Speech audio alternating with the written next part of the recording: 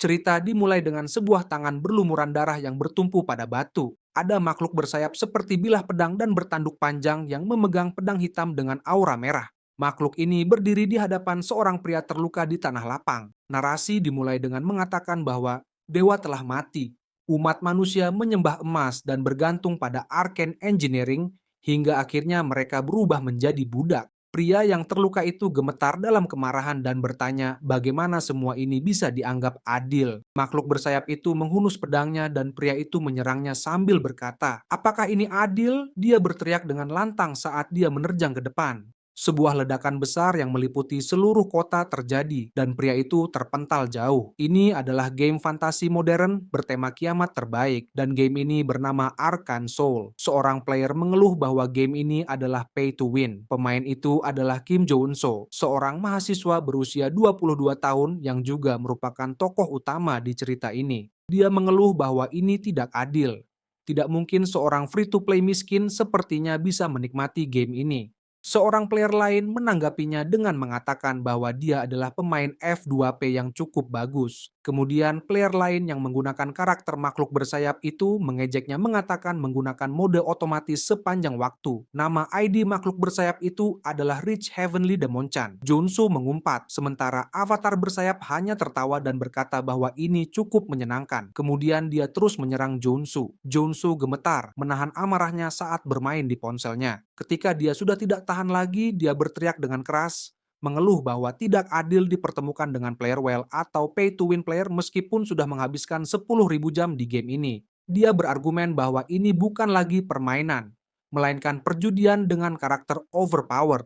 Namun dia akhirnya menerima kekalahan dan menyalahkan dirinya sendiri karena telah membuang-buang waktu dalam game sampah itu. Dia kemudian memutuskan untuk melakukan daily quest-nya agar bisa melanjutkan tugas kuliahnya. Orang ini no-lab yang tidak punya kehidupan di luar game dan selalu melakukan daily quest apapun yang terjadi. Dia pun menekan tombol free pull dengan harapan mendapatkan warrior kim lagi. Tetapi dia terkejut saat melihat sebuah peti platinum terbuka. Dia melihatnya dengan penuh penasaran hingga akhirnya terkejut karena makhluk bersayap yang sama muncul kembali. Makhluk itu disebut The Heavenly Demon dengan peringkat SSR. Pria ini tidak bisa mempercayai keberuntungannya. Ini gila. Avatar ini adalah karakter terbaik dalam game, dan peluang untuk mendapatkannya dari free pool hanya 0,00006%. Bahkan di tengah jalan raya, dia berjoget kegirangan. Dia pun mulai meningkatkan Heavenly Demon, dan dia tahu bahwa cara tercepat untuk meningkatkan level karakter di Arcane Soul adalah dengan menggunakan karakter yang telah dia kembangkan sebelumnya sebagai XP. Senyum licik muncul di wajahnya. Dia merasa tidak ada penyesalan sama sekali dan bahkan bangga karena dia akhirnya bisa melampaui rasa iri terhadap Well. Dia memutuskan untuk menggunakan Warrior Kims miliknya untuk meningkatkan Heavenly Demon. Level Heavenly Demon pun meningkat dan Jonsu dengan senang hati mengucapkan selamat tinggal kepada Warrior Kims. Dia sangat senang bisa menjadi pemilik Heavenly Demon sekarang. Namun, saat dia menyeberang jalan, dia melihat sebuah truk melaju ke arahnya dengan cepat. Sopir truk itu tertidur. Adegan ini terasa familiar buatnya.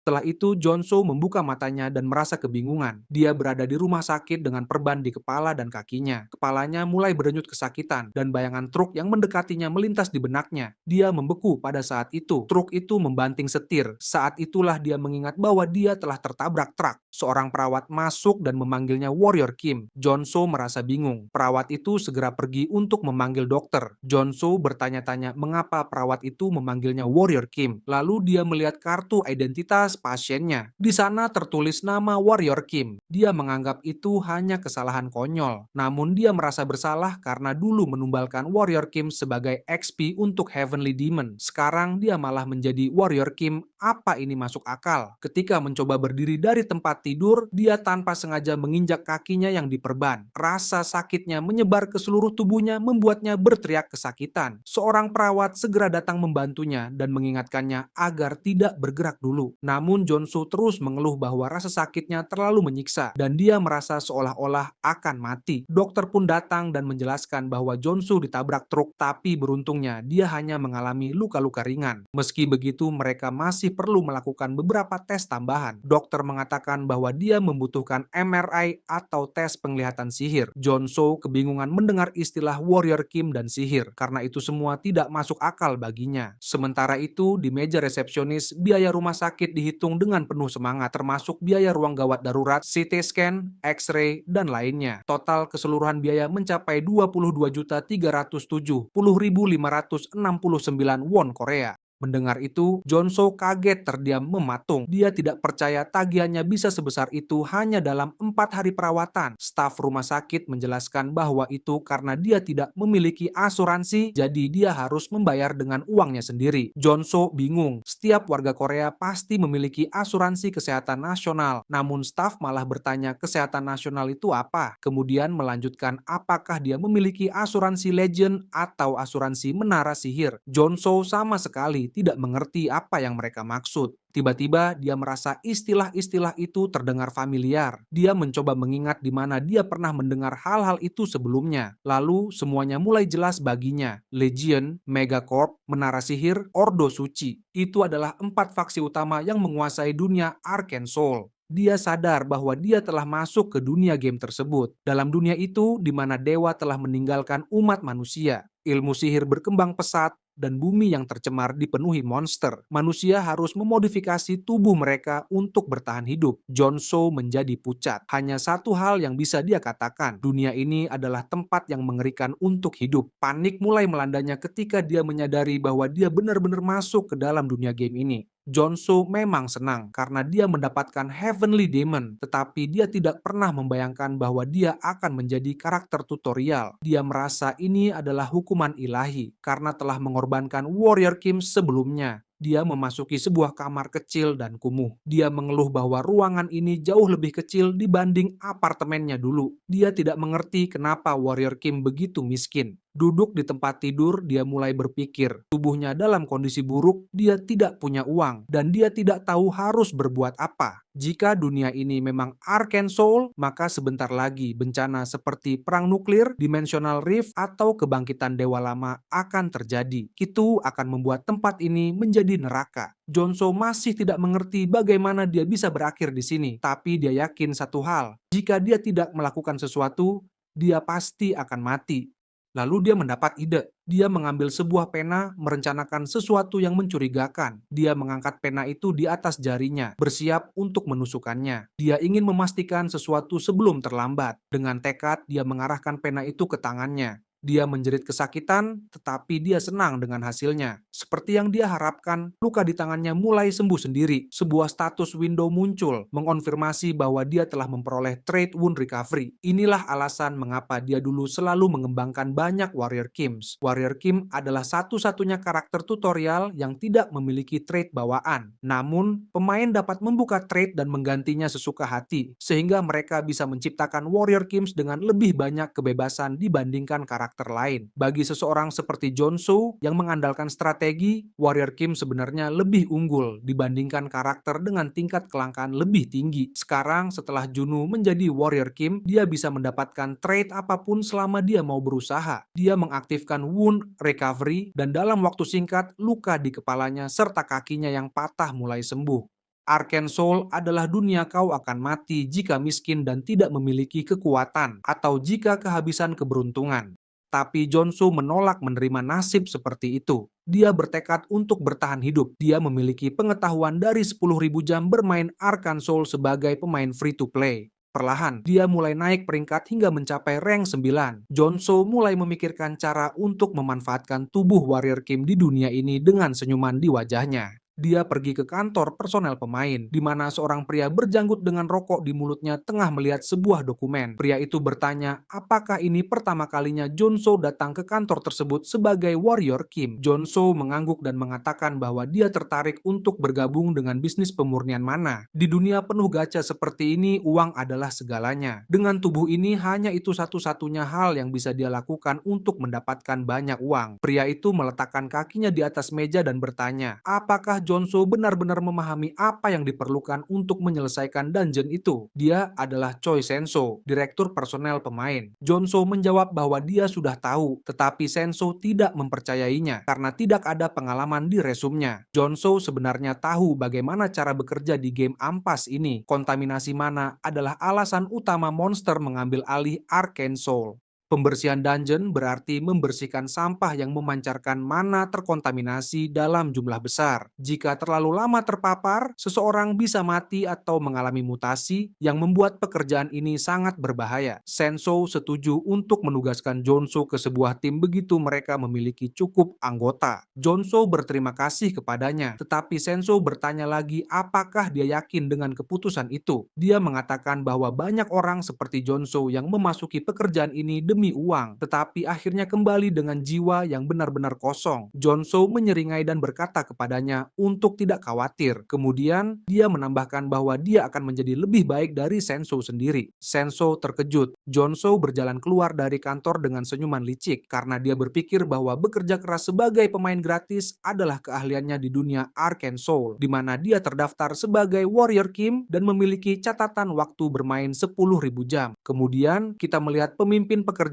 bernama Deer, seorang pria dengan tanduk rusa yang menyambut pendatang baru yang bergabung dengan tim. Jonso menjawab bahwa dia hanya datang ke sana karena dia ditugaskan ke tim itu. Deer lalu meraih kerahnya dan bertanya apakah tempat itu terlihat seperti taman bermain baginya. Deer memperingatkan bahwa jika Jonso menunjukkan tanda-tanda mutasi, dia akan membunuhnya tanpa ragu. Jonso hanya mengangguk, berjanji untuk mengingatnya. Ini persis seperti di game, di mana newbie selalu ditakut-takuti oleh karakter senior. Jonso merasa aneh melihat Deer di sini sebagai karakter R-rank. Dia menyadari bahwa ini adalah bentuk Deer sebelum Awakening. Seorang pria bergegas masuk dan berkata bahwa mereka kekurangan tenaga, jadi tidak perlu memperlakukan Jonso seperti itu. Orang ini adalah Hedgehog, seorang veteran dengan 5 tahun pengalaman dalam pembersihan dungeon. Deer berkata bahwa satu-satunya cara Jonso bisa membantunya adalah jika dia berguna, tapi dia sudah menilai Jonso sebagai beban. Deer menginformasikan kepada tim bahwa mereka hanya punya 4 hari untuk membersihkan lokasi yang terkontaminasi. Jadi mereka harus bergerak cepat. Jonso merasa kesal dengan sikap Deer. Jonso menyadari bahwa Deer jauh lebih kasar dibandingkan dalam game. Hedgehog menenangkannya, mengatakan bahwa meskipun Deer tampak keras, dia sebenarnya pria baik. Jonso hanya mengangguk. Mereka mendekati pintu besar yang kotor. Beberapa pembersih mengeluh tentang bau busuk yang menyengat. Salah satu dari mereka mengatakan bahwa dia tidak akan pernah bisa terbiasa dengan bau itu. Deer mengumumkan bahwa dia akan membuka pintu. Jadi semua orang harus bersiap. Dia menempelkan kartu identitasnya di pintu, membukanya, dan memerintahkan semua orang untuk mengambil posisi. Begitu pintu terbuka, mereka melihat monster bernama Contaminated Slime tersebar di dalam ruangan. Deer memerintahkan mereka bersiap. Pembersihan dungeon berarti menangani mana terkontaminasi dan monster yang muncul. Contaminated slime tampaknya lemah, tetapi sulit dibunuh. Salah satu pembersih menghancurkan slime dengan sekop, tetapi slime itu malah menggandakan dirinya. Para pembersih mulai panik jika mereka tidak bisa menyelesaikan ini dengan cepat, mereka semua akan terpapar. Mana terkontaminasi. Jonso berlari ke arah mereka. Beberapa pembersih sedang terdesak oleh contaminated slime dan menyuruh Jonso untuk mundur, tapi Jonso malah melompat ke arah mereka, bersiap untuk menusuk slime itu. Seorang pria terkejut melihat keberaniannya. Jonso berkata bahwa dia tidak akan mengambil tanggung jawab jika terjadi sesuatu. Dengan satu tebasan, dia berhasil mengenai slime, tetapi tanpa sengaja juga mengenai selangkangan pria itu, namun sekopnya juga berhasil menusuk batu emas yang ternyata adalah inti dari slime. Monster itu pun menghilang. Jonso tersenyum puas. Ini adalah pemanasan yang sempurna. Namun pria yang dia selamatkan pingsan bukan karena slime, tapi karena nyaris kehilangan kehormatan sebagai seorang pria. Jonso langsung bergerak. Dalam satu gerakan cepat, dia berhasil menembus dan menyerang beberapa slime, menghancurkan semua intinya. Dia terus bergerak maju dengan akurasi yang sempurna. Deer dan yang lainnya tidak percaya bahwa Jonso bisa membunuh semua slime hanya dalam satu serangan. Mereka bertanya bagaimana itu mungkin, tetapi hanya Jonso yang tahu rahasianya. 2 hari sebelumnya, dia merangkak di tanah mencari sesuatu. Meskipun banyak orang yang menatapnya aneh, ternyata yang dia cari adalah koin 500 dan karena itu sebuah jendela sistem muncul memberitahu bahwa dia telah memperoleh Trade Treasure Hunt. Jonso sangat senang karena ini adalah trade paling penting untuk Warrior Kim. Dia merayakannya dengan keras, membuat orang-orang di sekitarnya terkejut dan menjauh. Sebelum memulai pembersihan monster, Jonso telah mempelajari beberapa aturan penting dan mendapatkan beberapa trade yang diperlukan. Pernah ada saat dia hampir muntah karena dia melakukannya di tempat sampah, dia malah mendapatkan trade Contamination Resistance. Trade Contamination Resistance adalah yang paling sulit dia dapatkan.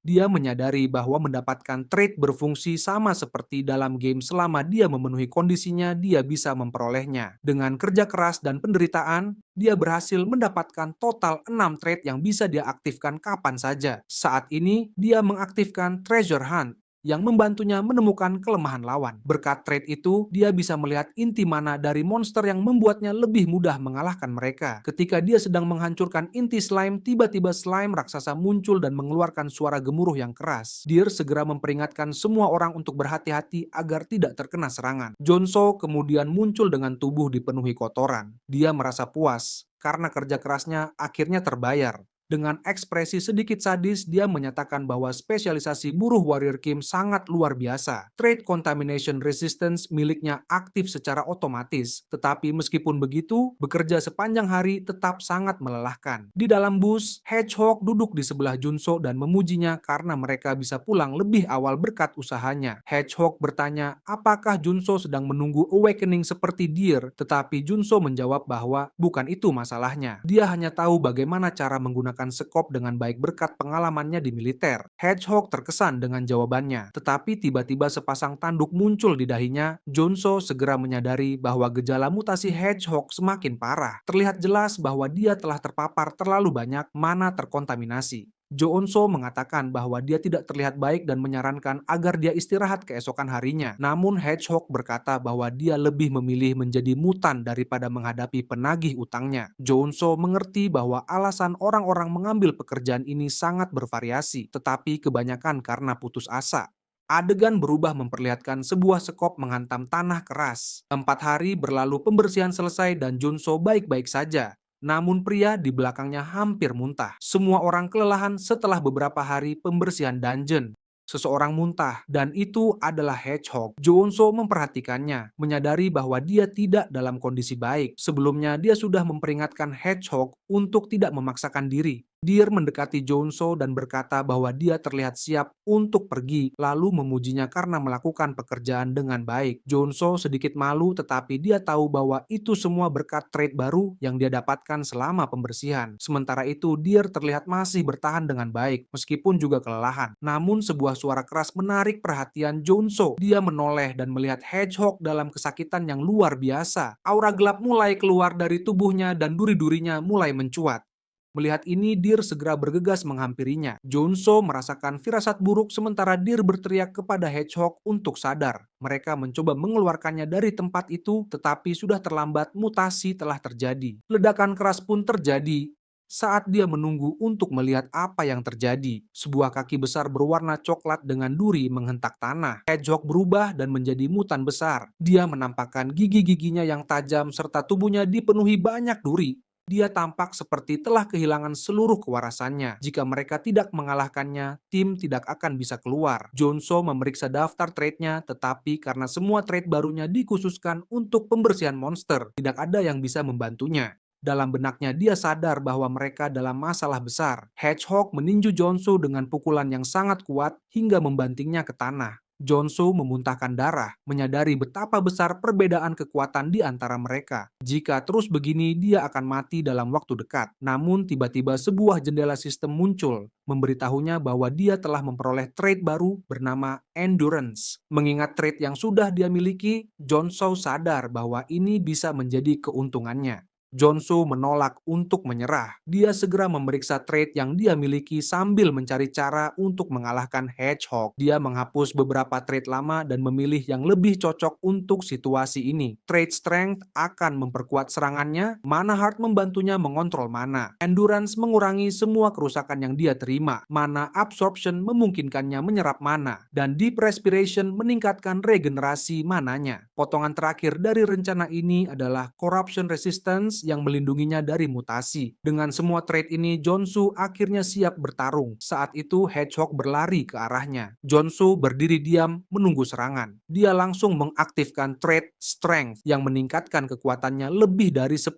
kali lipat. Dia lalu mengangkat sekopnya dan menghantam Hedgehog dengan keras, membuatnya terlempar ke udara karena dampaknya. Serangan ini berhasil dan Jonsu pun mulai percaya diri bahwa dia bisa menang. Namun di udara Hedgehog tiba-tiba berubah menjadi bola berduri. Jonsu tidak siap menghadapi ini, bola duri itu menggelinding dengan cepat ke arahnya. Ada batu besar di jalur Hedgehog, tetapi dia berhasil menghindarinya dengan melompat. Hedgehog masih berputar di udara, dan Jonsu memperhatikannya dengan saksama. Dia merasa ngeri sampai-sampai dia berteriak kasar saat Hedgehog mendarat dengan keras, menghancurkan tanah di bawahnya. Setelah itu, Hedgehog kembali ke bentuk semula, dan berdiri di atas dua kakinya. Hedgehog merasakan sesuatu, Jonsu sedang berlari ke arahnya. Jonsu mengaktifkan trait Endurance yang meningkatkan pertahanannya lebih dari 10 kali lipat. Jonsu mengeluh bahwa meskipun dengan endurance, rasa sakitnya tetap luar biasa. Tapi dia tahu bahwa jika berhenti sekarang, dia pasti mati. Jonsu tidak punya pilihan lain selain terus menyerang. Hedgehog mulai menggunakan durinya sebagai senjata dan menyerang Jonsu. Tetapi Jonsu berhasil menghindar meskipun hanya dengan selisih tipis. Lalu Hedgehog meluncurkan serangan baru, menghujani Jonsu dengan hujan duri tajam. Beberapa duri menancap di tubuh Jonsu, tetapi dia bertahan, berpikir bahwa jika dia terus maju sedikit lagi, dia akan berhasil. Dengan tekad itu, dia menyerang Hedgehog. Namun sebelum Jonsu bisa mencapai targetnya, Hedgehog melancarkan serangan balik. Jonsu terdiam dalam keterkejutan, tangannya hancur lebur. Hedgehog masih memiliki banyak duri dan dia melepaskannya tanpa ragu. Lengan Jonsu rusak akibat ledakan dan dia terjatuh telentang. Hedgehog mendekatinya untuk menghantamnya dengan kedua tinjunya. Jonsu menitikkan air mata menyadari bahwa dia tidak bisa menang sebagai Warrior Kim. Hedgehog memukulnya dengan kedua tangan membuat Jonsu terpental keras ke tanah. Saat itu Jonsu mengalami kilas balik ke masa lalu, mengingat bagaimana dia bermain game ini. Dulu segalanya terasa mudah, yang dia butuhkan hanyalah satu klik untuk memburu monster. Dia tidak pernah memikirkan bagaimana rasanya menjadi karakter dalam game, dia hanya memaksanya sampai batas ekstrim atas nama efisiensi latihan. Namun kini dia memahami bahwa untuk mendapatkan trait biasa saja diperlukan penderitaan. Hedgehog terkejut melihat Jonsu berhasil keluar dari cengkeramannya. Jonsu menjaga jarak dan tubuhnya tiba-tiba tampak lebih berotot. Dia baru saja mengaktifkan trait baru yang disebut Mutant Muscle. Dia menyadari bahwa tidak ada kemenangan tanpa pengorbanan. Hedgehog kehilangan keseimbangan setelah menerima pukulan Jonsu, dan saat itu Jonsu tahu mengapa dia bertarung dengan sembrono sebelumnya. Karena ada trait yang hanya bisa diperoleh dengan melampaui batas penggunaan mana heart.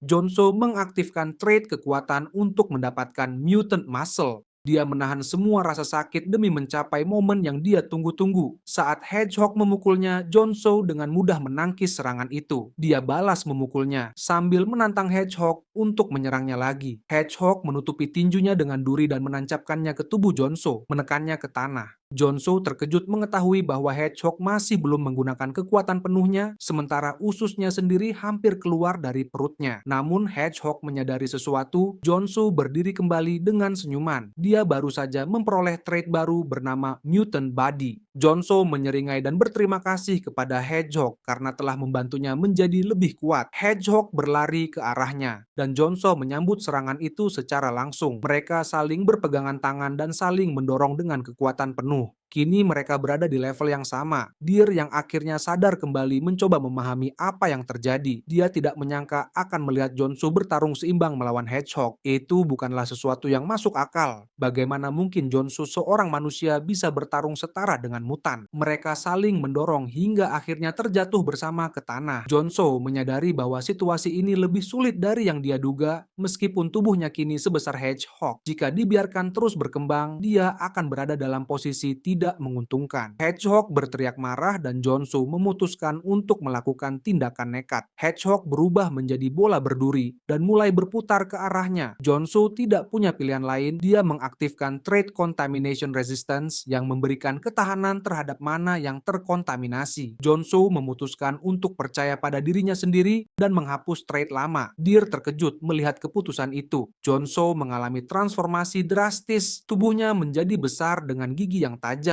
Lalu dia melepaskan sinar laser dari mulutnya. Hedgehog tidak bisa menahan serangan itu. Ledakan yang terjadi sangat dahsyat dan rahang Deer menganga, tidak percaya dengan apa yang baru saja dia saksikan. Jonsu terlihat seperti monster. Deer berpikir bahwa Jonsu telah berubah menjadi mutan sepenuhnya selama pertarungan. Tapi bagaimana ini mungkin terjadi? Deer merasa harus segera melarikan diri. Monster itu berdiri di atasnya, hendak menangkapnya. Dia tidak bisa berbuat apa-apa. Jadi dia hanya menutup matanya dan pasrah menunggu ajalnya. Namun tidak ada yang terjadi. Setelah beberapa saat dia membuka matanya dan melihat bahwa Jonsou telah kembali ke bentuk manusianya. Jonsou jatuh ke tanah tergeletak kelelahan. Mengenai corruption resistance, banyak yang percaya bahwa sekali seseorang berubah menjadi mutan, mereka tidak bisa kembali menjadi manusia. Namun Jonsou tahu itu tidak benar. Dia bisa mengubah trait-nya selama dia masih bisa berpikir dengan jernih. Dia benar-benar berpegang teguh pada kesadarannya sebelumnya, dan itulah alasan mengapa dia bisa mengganti mutan dengan corruption resistance. Beberapa waktu kemudian, Junso duduk kelelahan di samping kantong-kantong sampah. Otot-ototnya masih terasa bergerak di dalam tubuhnya, dan dia tidak ingin merasakan itu lagi. Dia berusaha berdiri dan mendekati mayat Hedgehog. Di dalam mulut Hedgehog terdapat Violet Orb. Jonso mengambilnya, dan sistem memberitahunya bahwa dia telah memperoleh level 1 Mana Core. Jonso tersenyum lebar, menyadari bahwa semua rasa sakit yang dia alami sepadan. Dia senang bisa mendapatkan Mana Core level 1 dan berpikir betapa menguntungkannya pekerjaan pembersihan ini. Deer mendekatinya dan menanyakan apakah dia baik-baik saja. Deer juga bertanya apa yang sebenarnya terjadi pada Jonso, karena dia melihatnya berubah menjadi mutan. Jonso tahu bahwa akan sangat merepotkan jika ada rumor tentang dirinya. Dia menjawab Deer dengan mengatakan bahwa dia hanya bertaruh pada keberuntungannya untuk bisa kembali ke bentuk manusia. Deer awalnya curiga bahwa itu tidak mungkin hanya karena keberuntungan, tetapi dia terdiam ketika Jonso menyerahkan kepadanya sejumlah Golden Orbs. Jonso kemudian mengajak mereka untuk segera kembali karena dia sudah tidak sabar ingin menghirup udara segar. Kedua pria di sebelah Deer terkejut melihat banyaknya level 0 Mana Core yang Jonso miliki. Jonso berasumsi bahwa karena dia telah menyelamatkan mereka dan memberikan mereka Mana Core, mereka akan menjaga rahasianya. Kembali di kantor, Direktur Choi mulai bersikap baik kepada Junso. Junso mengakui bahwa pekerjaan ini memang sulit. Dia menyadari bagaimana Direktur Choi sekarang menjilatnya, dan itu membingungkannya.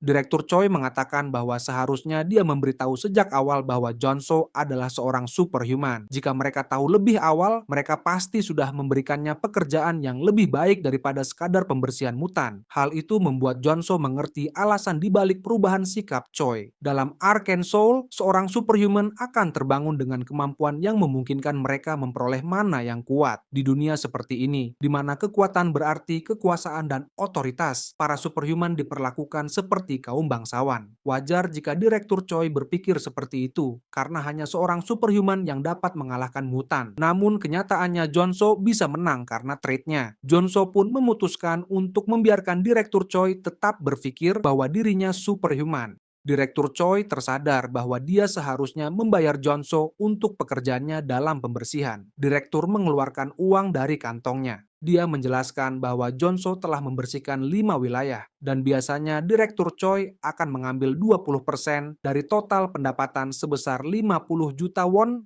Dengan perhitungan biasa, Jonso seharusnya hanya menerima 5 juta won setelah pembagian di antara anggota tim. Namun kali ini Direktur Choi memutuskan untuk memberikan perlakuan berbeda. Dia hanya akan mengambil 5% dari bagian Junso dan memberinya bonus tambahan. Junso terkejut saat menerima total 12 juta won. Dengan senyum lebar berkata bahwa dia menantikan untuk bekerja sama dengan Direktur Choi di masa depan.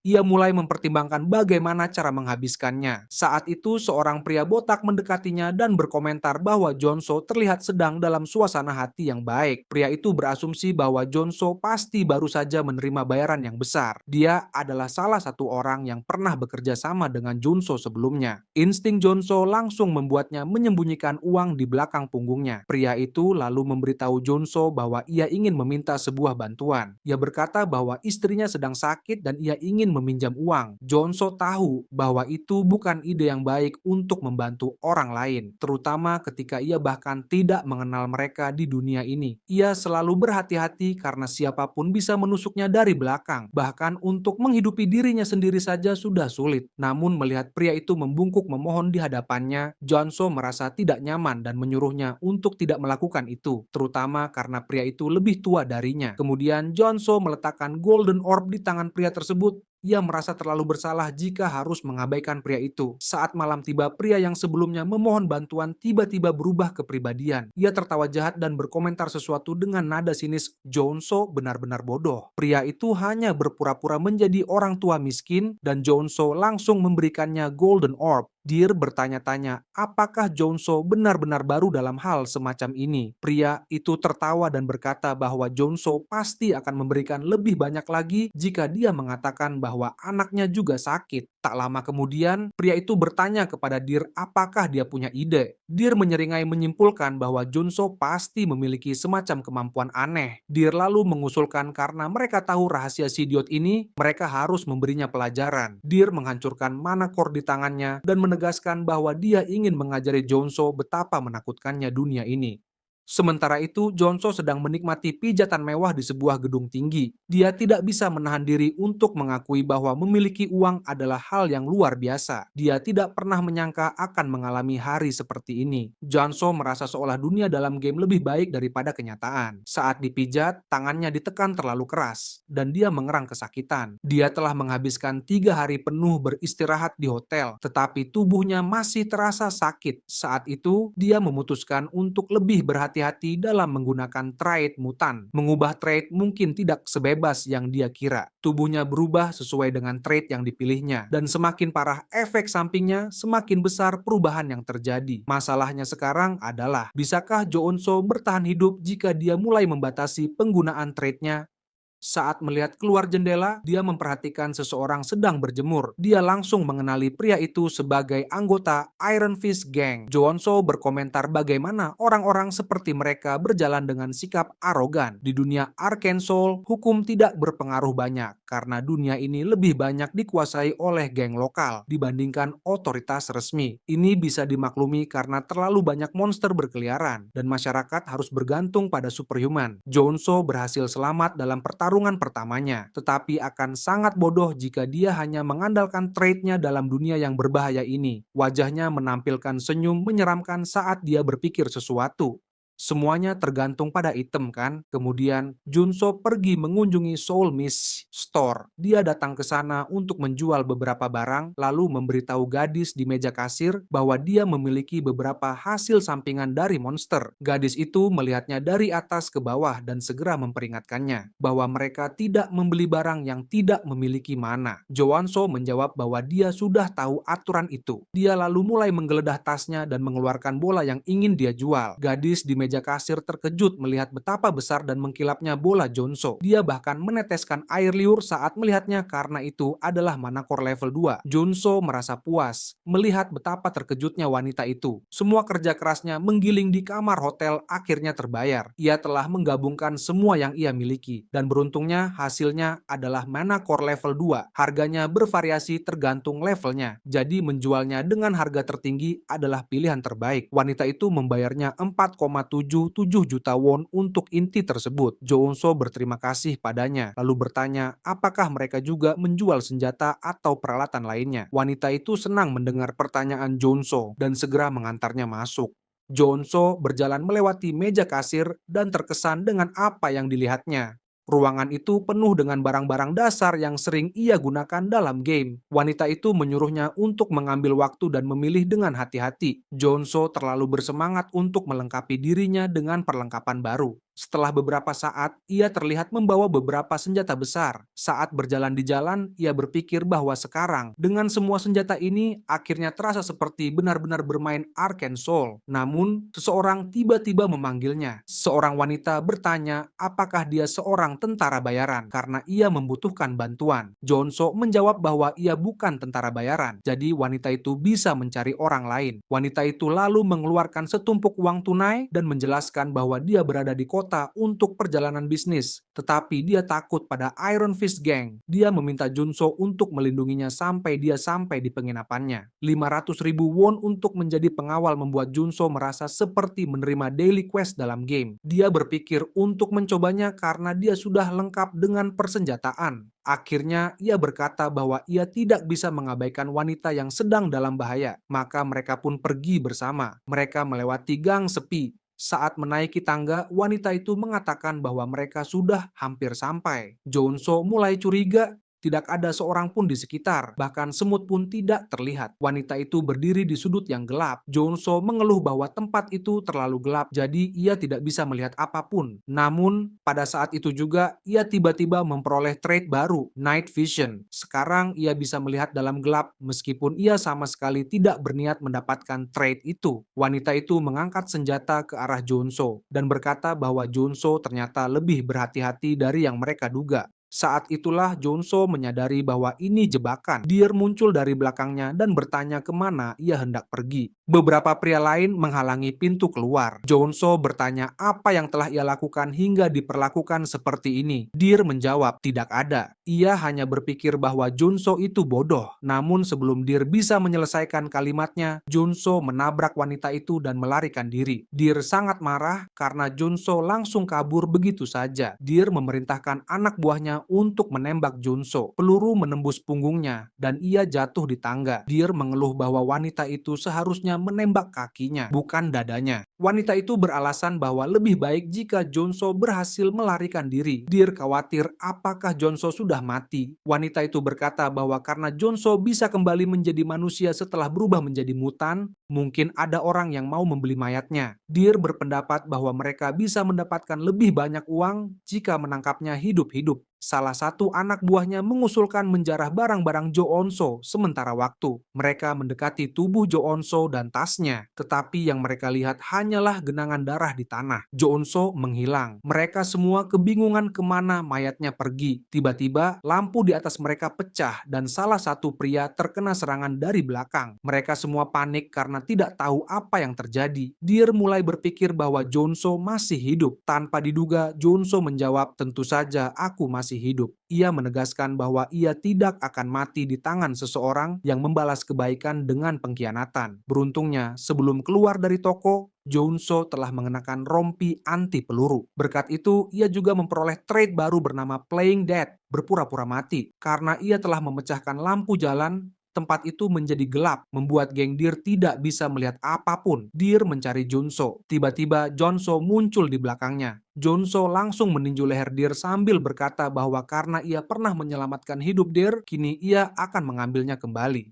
Pukulan Junso membuat Deer terhempas ke tanah. Deer berusaha bangkit dan mengusap darah di dagunya. Ia berusaha menendang Junso, tetapi Junso menghindarinya dengan mudah. Junso lalu memukulnya lagi sambil memberi ceramah bahwa seharusnya Deer bersyukur karena ia telah menyelamatkan hidupnya, bukan malah mencoba membunuhnya. Deer kembali terlempar ke tanah. Junso hendak menendangnya lagi, tetapi tiba-tiba wanita itu melepaskan tembakan. Karena tempat itu gelap, ia tidak bisa melihat siapapun. Jadi ia bertanya, apakah itu Deer dan apakah ia baik-baik saja? Ternyata peluru hanya menggores lengan Jonso, membuatnya sadar bahwa ia terlalu ceroboh di dunia Arcane Soul. Masalah sebenarnya bukanlah monster atau mutan, tetapi manusia. Jonso menyadari bahwa dia terlalu naif dan terlalu mudah percaya pada orang lain. Kali ini, dia tidak ingin mengulangi kesalahan yang sama. Dia segera mengeluarkan pistolnya dan menembak wanita itu, membuatnya menjatuhkan senjata. Kemudian, dia menembak pria lainnya. Mereka berdua terjatuh mengerang kesakitan sambil memegangi bagian tubuh yang terkena tembakan. Jonso mengatakan bahwa itu sudah cukup. Saat Jonso hendak menghabisi Deer demi keselamatannya sendiri, dia tiba-tiba merasakan sesuatu di belakangnya. Saat ia akan berbalik,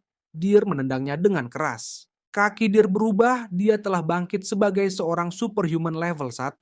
Jonso tidak bisa mempercayai apa yang dilihatnya. Deer telah mengalami superhuman awakening di saat seperti ini. Dalam hatinya, Jonso mengeluh tentang betapa buruknya pekerjaan developer game ini. Dalam Arcane Soul, semua karakter yang bisa dimainkan memiliki kemungkinan untuk mengalami superhuman awakening yang dianggap sebagai sistem pertumbuhan dasar dalam game. Dalam dunia Arcane Soul, bahkan superhuman level 1 sudah cukup cukup kuat untuk mengancam seorang warga sipil biasa yang memegang senapan otomatis. Dengan kata lain, Jonso harus menghadapi seorang superhuman dengan tubuh biasa saja. Deer bergerak sangat cepat, seolah-olah dia menghilang. Kemampuan uniknya adalah stereoscopic movement dan kicking. Stereoscopic movement memungkinkan penggunanya memanfaatkan elastisitas luar biasa pada kaki mereka untuk bergerak bebas ke segala arah. Jo Unso terkejut melihat Deer berlari di dinding menuju dirinya. Deer melompat dengan niat mendarat tepat di atasnya tanpa menyembunyikan niat membunuhnya. Jo Unso tahu bahwa dia harus menghindari serangan itu. Jo Unso berhasil menghindar beberapa inci dari serangan Deer. Begitu Deer mendarat, tanah di bawahnya retak akibat benturan, membuat Jonso kehilangan keseimbangan. Deer terkejut melihat Jonso bisa menghindar, tetapi dia yakin Junso tidak akan bisa menghindari serangan berikutnya. Namun, yang mengejutkan Deer, Junso berkata bahwa dia tidak berniat untuk menghindar. Saat Deer menendang, Junso menahan kakinya dengan pentungan. Junso menyeringai sambil memaki Deer. Sejak awal, Junso sudah merasa bahwa membeli tongkat lipat beberapa jam yang lalu adalah keputusan yang tepat. Junso sempat berpikir untuk membeli senjata api, tetapi akhirnya dia menyadari bahwa dalam game ini, Warrior Kim adalah karakter kelas warrior. Meskipun dia semakin kuat, tetap ada batasan seberapa efektif dia bisa menggunakan senjata api. Sebagai tindakan pencegahan, Junso tetap membeli senjata kelas warrior dan sekarang dia menggunakannya dalam pertarungan melawan Deer. Setiap karakter memiliki senjata dan kemampuan unik yang lebih efektif sesuai dengan kelasnya. Oleh karena itu, untuk mengalahkan Deer, Junso harus menggunakan senjata jarak dekat serta kemampuan yang sesuai dengan seorang warrior. Ia mengayunkan senjatanya dan mengenai Deer dengan serangan kuat. Jo Unso memperoleh trait baru bernama Strike. Dia merasa senang karena akhirnya mendapatkan trait khusus kelas warrior pertamanya. Ini adalah kesempatannya untuk menyerang balik. Jo Unso terus menyerang Deer dengan berbagai gerakan, seperti tebasan ke bawah, pukulan ke atas, dan serangan tusukan. Dia juga melakukan tebasan menyamping. Deer kesulitan menangkis serangannya hingga akhirnya dia melihat celah dan berhasil mendekat untuk menendang Jo Unso. Jo Unso lengah saat Deer menemukan peluang untuk menyerang balik. Dia berpikir untuk menghindari serangan itu, tetapi dia sadar bahwa dia tidak bisa berhenti sekarang. Bahkan jika itu berarti tulangnya patah, dia tetap melanjutkan serangannya. Mereka saling menyerang dan masing-masing mengeluarkan erangan kesakitan saat serangan mereka mengenai lawan. Aura biru menyelimuti senjata Jonso. Dia baru saja memperoleh trait baru bernama Combo. Ini adalah trait terbaik yang bisa dimiliki oleh warrior di tahap awal. Dengan strike dan combo, Junso terus menyerang Deer tanpa henti hingga Deer memohon untuk dihentikan. Namun, Junso tidak mendengarkannya. Deer akhirnya jatuh dan tubuhnya menghantam aspal dengan keras. Junso menang. Saat dia merayakan kemenangannya, tiba-tiba dia merasakan sesuatu yang aneh dalam tubuhnya. Tangannya mulai terasa terbakar. Junso bertanya-tanya apa yang terjadi. Seluruh tubuhnya dipenuhi rasa sakit, tetapi pada saat yang sama dia merasakan sesuatu yang lain membara dari dalam dirinya.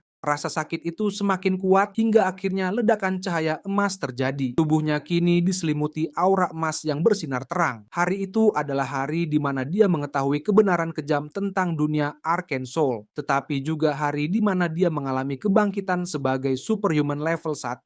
Tubuhnya kini terlihat lebih berotot. Junso merayakan transformasinya menjadi seorang superhuman dengan ekspresi wajah yang begitu senang. Junso melakukan berbagai gerakan aneh seperti berdiri dengan kepala di bawah. Dia senang karena dia akan menjadi tentara bayaran dengan bayaran tinggi yang juga berhak mendapatkan pinjaman bank dengan bunga rendah. Tiba-tiba seorang pria yang sedang merokok muncul dan berkomentar bahwa Junso benar-benar berusaha keras. Suara itu langsung menarik perhatian Junso. Pria besar itu membawa senjata seperti bazooka dan peluru cadangan melilit tubuhnya. Dia dikenal sebagai Iron Fist Kim, karakter dasar kedua dalam Arcane Soul setelah Warrior Kim. Dia berasal dari kelas The Reinforced Soldier, kelas yang menggunakan senjata api sebagai senjata utama, mengkhususkan diri dalam menembak menggunakan lengan prostetik. Masalahnya adalah Iron Fist Kim adalah bos yang ditakuti dari geng Iron Fist di dunia bawah. Junso berasumsi bahwa karena dia bertarung di wilayah mereka, pasti dia telah memprovokasi mereka. Iron Fist Kim mendekatinya dan bertanya apakah dia tahu di mana dia berada sebelum membuat kekacauan. Jonso menjadi pucat dan menjelaskan bahwa dia diserang secara tiba-tiba dan tidak bisa membiarkan dirinya mati. Iron Fist Kim memegang pistol di tangannya sambil bertanya kepada Junsu apakah dia berpikir bahwa orang-orang itu lebih menakutkan daripada geng Iron Fist. Dalam hati, Junsu merasa waspada saat melihat pistol itu. Jika dia bertarung dalam kondisinya saat ini, dia tahu bahwa dia akan mati sia-sia. Iron Fist mengarahkan pistol ke dada Junsu sambil mengatakan bahwa dia telah membuat pilihan yang salah. Dia memutuskan untuk menunjukkan kepada Junsu apa yang terjadi ketika seseorang mencemari wilayah mereka. Junsu terdiam sejenak, lalu dia memberitahu Iron Fist Kim bahwa dia melewatkan satu hal. Junsu meraih pistol itu dan berteriak, "Aku bukan orang yang mudah mati." Iron Fist Kim terkejut. Junsu menarik pelatuknya sendiri hingga menembus dadanya. Saat itu tiba-tiba jendela sistem muncul, menginformasikan bahwa Junso baru saja memperoleh trait bernama Regeneration. Junso berkomentar bahwa dia merasa sakit sekali di bagian tubuhnya yang tertembak. Iron Fist Kim terkejut sekaligus kagum dengan kemampuan regenerasi Junso. Regeneration adalah versi yang lebih kuat dari trait pemulihan luka. Trait ini bisa diperoleh setelah seseorang menjadi superhuman level 1.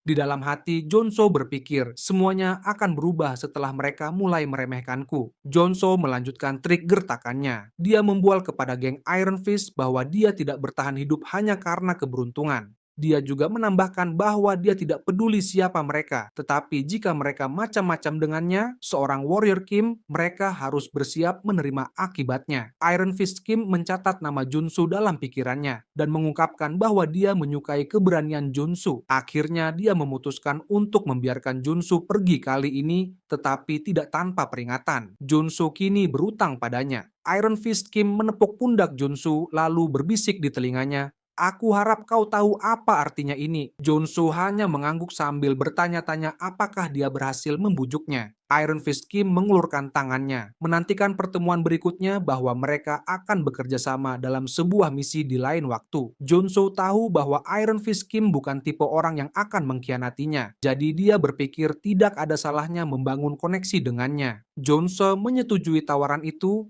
menjabat tangannya dan berjanji untuk bertemu kembali di Jamsil Superhuman Tower. Dengan kacamata hitam dan kemeja bermotif bunga, Junso menatap takjub ke pemandangan spektakuler dari interior gedung itu. Bangunan itu terlihat mewah dan memiliki beberapa lantai. Seorang wanita cantik mendekatinya dan berterima kasih karena telah mengunjungi Superhuman Tower. Dia bertanya bagaimana dia bisa membantu Junsu. Saat melihatnya, Junsu langsung tersipu karena wanita itu sangat cantik, namun dia juga tampak familiar. Junsu bertanya-tanya apakah dia seorang NPC. Sementara itu, wanita tersebut mengira bahwa Junsu datang untuk mengikuti sertifikasi Superhuman. Dia lalu mengarahkannya ke mesin untuk mengukur mana dan jalur trait-nya. Junsu mengucapkan terima kasih lalu mulai berjalan ke arah mesin itu. Jonso tidak bisa menahan diri untuk berpikir betapa pemulanya dia terlihat dari cara wanita itu membantunya tanpa harus menanyakan apa yang dia butuhkan. Jonso sangat menantikan kehidupan nyata di Arkansas setelah menerima sertifikasi superhuman-nya. Namun, sesuatu yang tidak terduga terjadi. Orang-orang melihat ke langit-langit dan melihat seorang saintis muncul. Tetapi yang dilihat Jonso hanyalah sebuah kapal udara yang bersinar keemasan. Tiba-tiba, cahaya itu bersinar ke tanah dan semua orang mulai berdoa. Jonso tidak bisa mempercayai matanya. Itu adalah Holy Order of Ancient Father. Jonso merasa bingung kenapa ada monster boss di sana. Namun, orang-orang justru bersorak gembira melihat saintis dari Ancient Father. Saintis itu bersama para pengawalnya mengenakan seragam lapis baja hitam dengan helm kaca merah yang menutupi wajahnya. Karena Junsu merasa harusnya ini tahap tutorial, wanita itu malah menjadi seorang saintis, bukan sebagai bos monster. Tetapi seiring berjalannya cerita, terungkap bahwa Holy Order adalah sekte yang menyamar sebagai agama dan pada akhirnya mulai menyerang warga tanpa pandang bulu. Orang-orang berspekulasi bahwa tujuan saintis itu adalah memperbarui levelnya. Ada juga yang mengira saintis ingin mengukur mananya. Mesin pengukur mana dinyalakan dan dia melepaskan energi mana dalam jumlah besar. Orang-orang tercengang melihatnya. Junsu berkomentar bahwa tempat itu menjadi silau sekali padahal hanya mengukur mana. Seiring waktu, mesin itu mulai melambat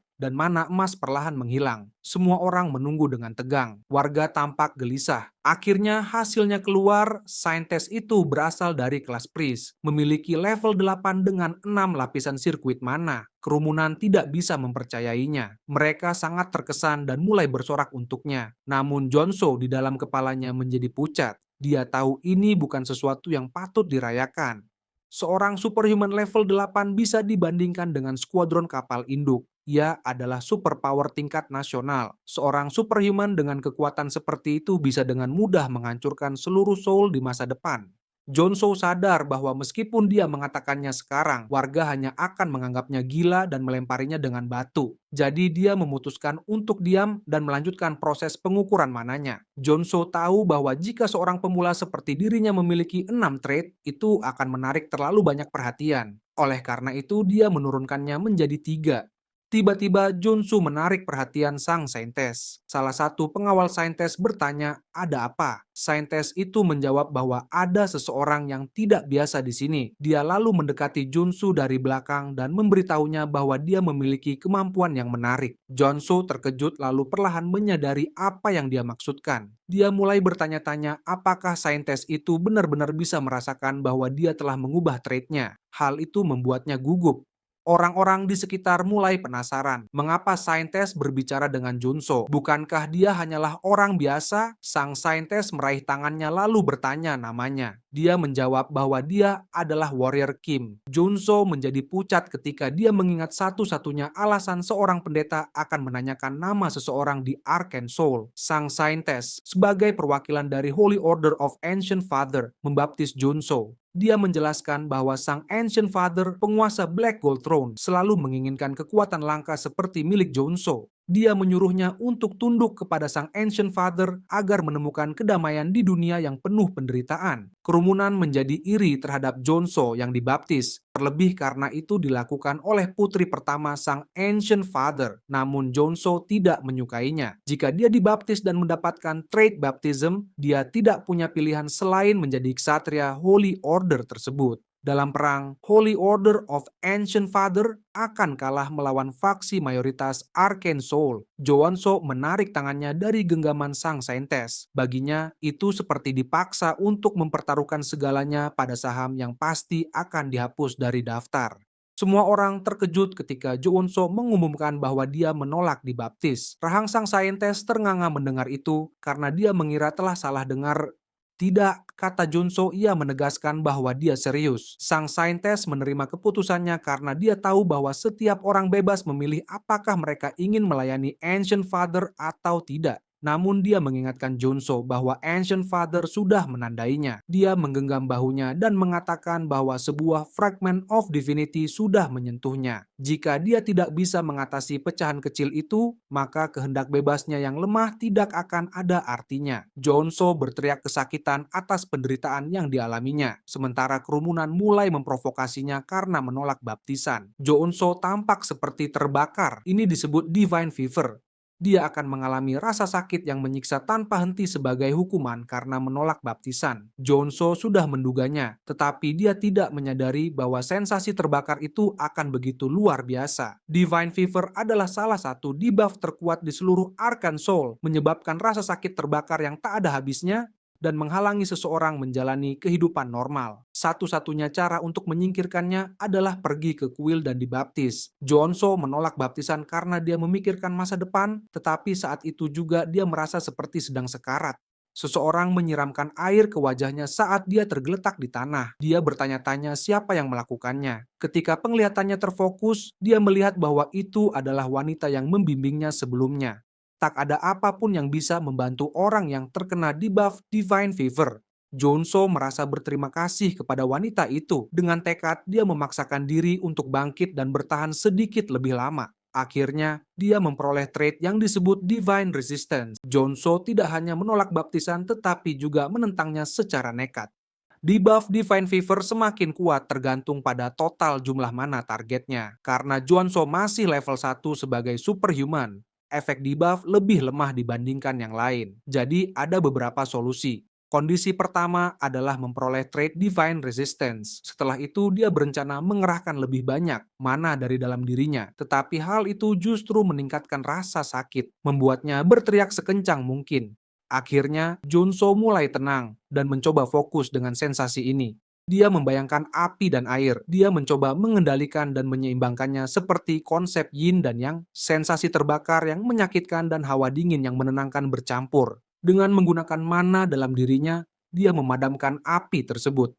Cahaya biru terang muncul, membuat semua orang di sekitarnya menutup mata. Jonso memperoleh trait baru, yaitu Mana Shield. Api emas yang sebelumnya menyelimuti tubuhnya kini menghilang dan berubah menjadi aura yang dingin namun kelam. Dia tersenyum, menyadari bahwa dia berhasil. Ini adalah trait tingkat 1 yang wajib dimiliki oleh seorang defensive warrior. Jonso kini berdiri kembali. Wanita itu mendekatinya dan bertanya apakah dia baik-baik saja. Jonso menjawab bahwa dia merasa lebih baik berkat bantuannya. Kerumunan tak percaya bahwa dia bisa mengatasi Divine Fever. Mereka mengira dia menggunakan semacam cheat skill. Namun, Jonso sebenarnya belum sepenuhnya mengatasinya.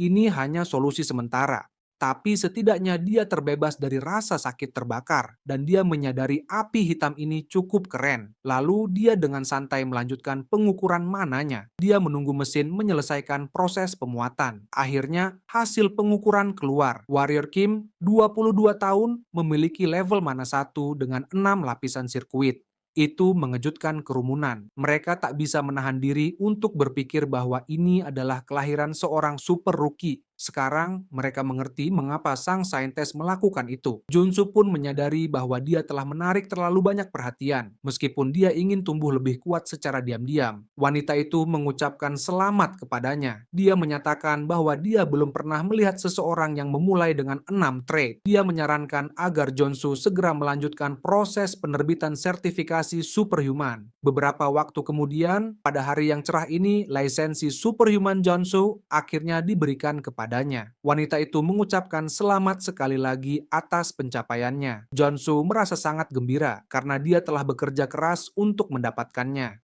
Wanita itu lalu mulai menjelaskan semua hak istimewa yang diberikan kepada superhuman level 1. Namun, sebelum dia selesai berbicara, Junso memotongnya dan mengatakan bahwa dia sudah mengetahui semuanya. Dia kemudian menyebutkan berbagai manfaatnya, pengurangan pajak, hak untuk membawa senjata, dan seiring naik level, dia akan mendapatkan pembebasan pajak total, kekebalan dari penangkapan, akses gratis ke semua transportasi, dan masih banyak lagi. Wanita itu terkejut karena Junso mengetahuinya dengan sangat baik. Jonso hampir mengatakan bahwa itu karena dia kecanduan game, tetapi dia segera mengoreksi dirinya sendiri dan mengatakan bahwa maksudnya adalah dia telah mempelajarinya dengan baik. Dia kemudian melanjutkan dengan menyatakan bahwa dia tidak ingin membuang lebih banyak waktu, jadi dia bertanya apakah ada cara agar dia bisa keluar dengan diam-diam. Melalui jendela kaca, dia bisa melihat bahwa orang-orang berkerumun di luar menunggunya. Wanita itu menjawab bahwa dia sudah menyiapkannya. Hal itu membingungkan Jo Eun-so. Saat memperhatikannya, wajahnya memerah. Seakan-akan waktu melambat ketika wanita itu mengatakan kepadanya untuk tidak khawatir dan hanya mengikutinya. Beberapa menit kemudian, Jo Eun-so berterima kasih kepadanya karena telah menunjukkan jalan ditambah memberinya stealth cloak. Wanita itu menjelaskan bahwa itu bukan masalah besar karena bagaimanapun mereka telah saling membantu. Jonsu pun mendapatkan trait stealth dan merasa senang karena dia mendapatkannya tanpa melakukan apa-apa. Wanita itu menunjuk ke pintu dan memberitahunya untuk berjalan melewatinya, tetapi dia tidak bisa menemaninya lagi karena aturan yang ada. Junsu menjawab bahwa dia telah banyak membantunya dan sangat berterima kasih untuk itu. Wanita itu mendoakan keselamatannya dalam perjalanan pulang. Saat melihatnya pergi, Jonso mengakui dalam hati bahwa dia tidak pernah menyangka bahwa ada seseorang yang baik hati di Arcane Soul. Dia kemudian memutuskan bahwa setelah menjadi lebih kuat, dia akan membalas kebaikannya. Rasa penasarannya terhadap wanita itu meningkat. Kemudian, dia teringat bahwa dia memiliki kartu namanya. Saat membaca kartu tersebut, dia terkejut. Namanya adalah Baek Sorin. Itu adalah salah satu dari 3 karakter peringkat SSR terkuat dalam game. Dia seorang berserker. Jadi dia selalu memiliki penampilan yang menakutkan. Sekarang Jo Won-soo mengerti mengapa wajahnya tampak familiar. Dia selalu terlihat menyeramkan di dalam game, dan dia tidak pernah membayangkan bahwa dia bisa menjadi orang yang baik. Hal itu membuat Jun-soo penasaran apa yang sedang terjadi di dunia ini. Beberapa hari setelah kejadian tersebut, lalu adegan berganti saat Jun-soo sedang menebas monster. Kini, dia mulai menyadari sisi negatif dari menjadi seorang superhuman. Selama seminggu penuh, dia telah membersihkan dungeon monster tanpa henti, dan kini dia hampir mati karena kelelahan. Dia duduk di sudut, menggumamkan betapa lelahnya dia hanya karena menyelesaikan satu dungeon. Dia mengeluh bahwa dia tidak efisien, semua karena dia memfokuskan seluruh trade-nya pada mana barrier. Jika saja dia bisa menyesuaikannya untuk menghususkan diri dalam pembersihan gua monster, dia pasti sudah selesai berjam-jam yang lalu. Namun dia tidak bisa menggunakan trait lain karena debuff sialan itu. Dia membutuhkan ramuan langka bernama Nektar untuk menghilangkan Divine Fever, tetapi ramuan itu sangat mahal, sehingga pekerjaan pembersihan saja tidak cukup. Ponselnya berdering, ternyata itu Direktur Choi yang terus-menerus menelepon. Jun-soo hendak menutup telepon karena merasa urusannya sudah selesai, tetapi kemudian Jun-soo mendapatkan ide bagus. Sekarang Direktur Choi melayani Jun-soo seperti seekor anjing setelah mengetahui bahwa Jun-soo adalah seseorang yang berhasil mengatasi Divine Fever tanpa dibaptis serta pria yang memulai dengan sirkuit 6 lapis. Dia merasa terhormat bisa bertemu dengan pria yang menjadi bahan rumor. Jun-soo dengan santai menjawab bahwa semuanya hanya terjadi begitu saja. Dia kemudian mengalihkan topik dengan menanyakan apakah Direktur Choi sudah menemukan pekerjaan yang dia minta. Direktur Choi mengungkapkan betapa sulitnya hal itu karena nektar adalah obat yang hanya bisa diperoleh quest superhuman level 5. Jun-soo memutuskan untuk pergi karena Direktur Choi tidak memilikinya. Tetapi Direktur Choi menghentikannya dan mengungkapkan bahwa ini adalah kontrak eksklusif dengan Tuan Warrior Kim. Jadi kami akan mendapatkannya. Jun-soo menyeringai karena semuanya berjalan sesuai harapannya. Ternyata Direktur Choi benar-benar putus asa untuk mendapatkan kontrak dengan seorang superhuman. Jadi Jun-soo tahu bahwa dia akan menemukan quest dengan hadiah berupa nektar. Jun-soo bertanya tentang isi quest itu. Direktur Choi kemudian bertanya apakah dia pernah mendengar tentang jail security. Jun-soo mengakui bahwa ini adalah pertama kalinya dia mendengarnya. Dia bertanya apakah itu perusahaan keamanan. Direktur Choi menjelaskan bahwa itu adalah perusahaan militer swasta dan salah satu dari 10 besar dalam industri ini. CEO dan wakil CEO adalah pasangan suami istri yang berasal dari keluarga seni bela diri tradisional, sehingga fondasi mereka sangat kuat. Jun-soo bertanya-tanya apa yang mungkin kurang dari keluarga sekaya itu sampai mereka mengeluarkan quest ini. Direktur Choi mengungkapkan bahwa masalahnya ada pada sang putra. Putra mereka sudah melewati usia 20 tahun tetapi belum melalui tahap awakening superhuman. Direktur Choi membagikan rumor bahwa putra mereka telah mengumpulkan mana yang bisa dibandingkan superhuman level 8, tapi dia terhambat di tahap pre-awakening. Itulah kenapa mereka putus asa. Direktur Choi berkata syarat yang diperlukan adalah superhuman level class warrior di atas level 1, dan itu cocok denganmu Warrior Kim. Akhirnya, Jo Oso memutuskan untuk bertemu dengan orang tua tersebut. Di sebuah mansion Direktur Choi, tampak gelisah dan berkomentar bahwa para CEO pasti sibuk karena mereka bukan tipe orang yang datang terlambat. Jun-soo hanya mengagumi betapa mewah tempat itu. Tiba-tiba kedua orang tua tersebut akhirnya masuk dan meminta maaf karena membuat mereka menunggu. Sang wanita memperkenalkan dirinya sebagai Lee Miri, sementara suaminya adalah Seo Jeongju. Jun-soo dan Direktur Choi segera berdiri. Direktur Choi membungkuk secara berlebihan sambil berterima kasih atas waktu mereka. Jun-soo membungkuk dengan sopan sambil mengamati mereka, berasumsi bahwa keduanya adalah superhuman setidaknya level 6. Dia memperhatikan bahwa mereka memiliki jumlah mana yang cukup besar. Jeongju mencibir dan berkata bahwa dia sudah bisa melihat bahwa Jun-soo lemah. Miri menegurnya dan mengatakan bahwa jika dia akan bersikap seperti itu, lebih baik dia kembali ke kamarnya. Namun Jeongju tidak bisa melakukan itu dan akhirnya duduk kembali. Direktur Choi berterima kasih atas undangan itu. Melihat semua orang sudah berkumpul, Miri berasumsi bahwa mereka menerima permintaan tersebut. Jun-soo menyatakan bahwa dia ingin memeriksa kondisi putra mereka terlebih dahulu untuk mengetahui apakah ada alasan khusus yang mencegahnya awakening. Jeongju kemudian menghantam meja dengan keras. Dengan marah, dia menjawab bahwa tidak mungkin dia memberitahu seorang pemula informasi semacam itu. Miri menghentikan suaminya dan meminta maaf kepada Junso. Dia menjelaskan bahwa Jeongju menjadi emosional karena masalah ini menyangkut anak mereka. Dia menambahkan bahwa ini bukan sesuatu yang bisa mereka ceritakan kepada orang luar.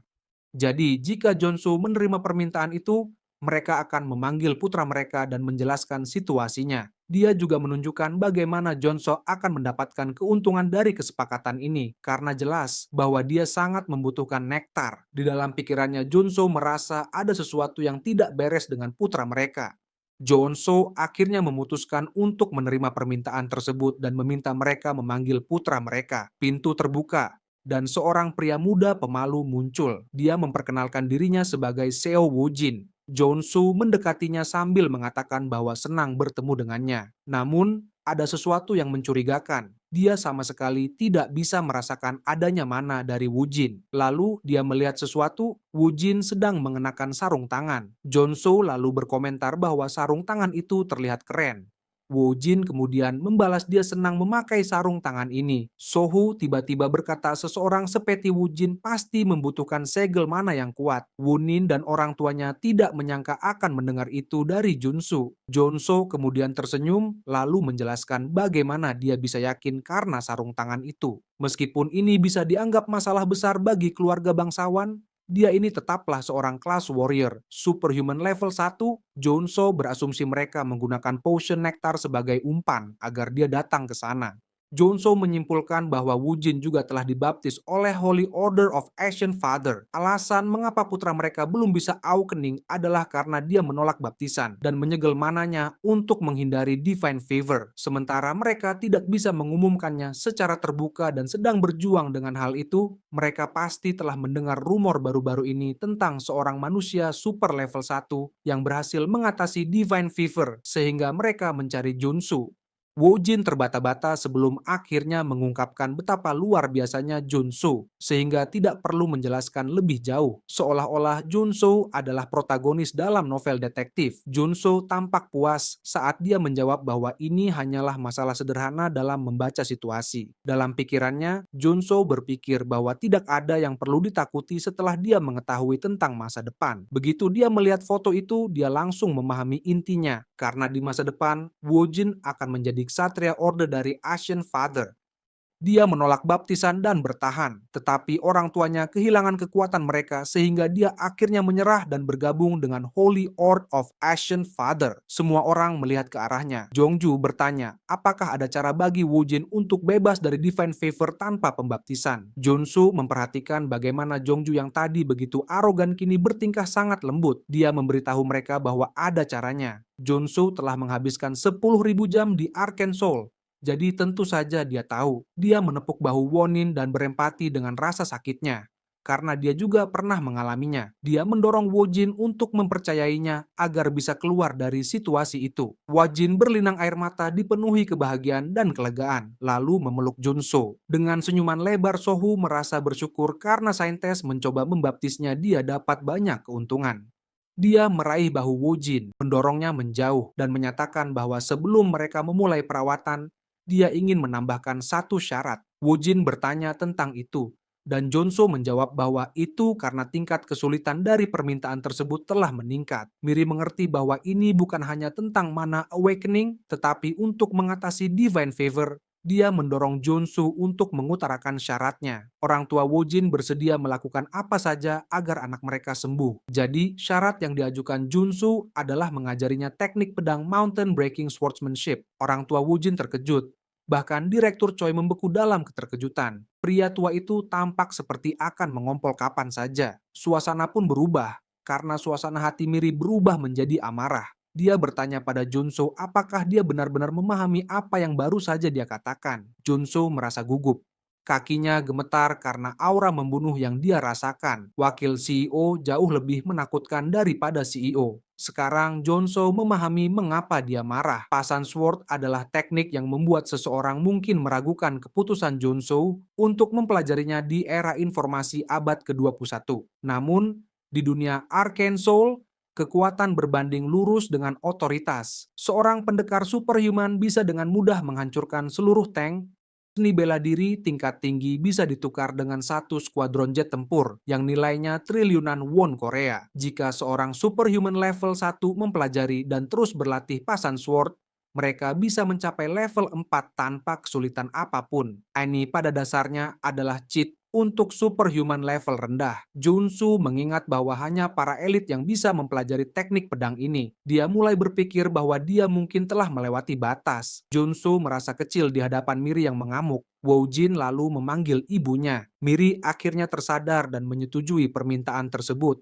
Asal Junsu berhasil, dia akan memberikan chip memori yang berisikan Pasan Sword bersama dengan nektar. Jonso merasa senang karena rencananya berhasil. Dalam hati, dia berterima kasih karena mengira dia akan dibunuh. Tetapi sekarang dia bahkan mendapatkan teknik pedang ini. Namun, Miri mengingatkan bahwa jika dia gagal, dia dan suaminya akan sangat kecewa, bahkan mungkin marah. Junsu meyakinkan mereka bahwa itu tidak akan terjadi. Junsu pun memutuskan untuk segera memulai. Mereka memasuki sebuah ruangan dengan lingkaran pemusatan mana dan 200 mana tingkat menengah. Ramuan yang telah dipersiapkan oleh orang tua Woojin sudah tersedia.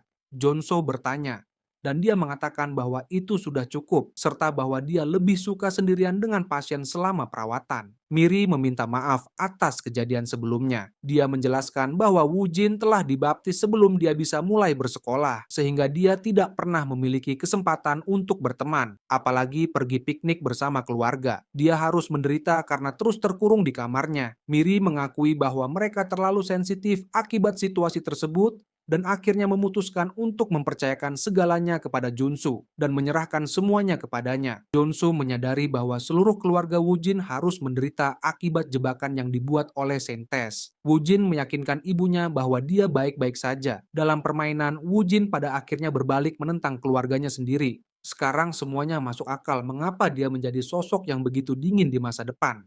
Junso merasa kasihan pada mereka.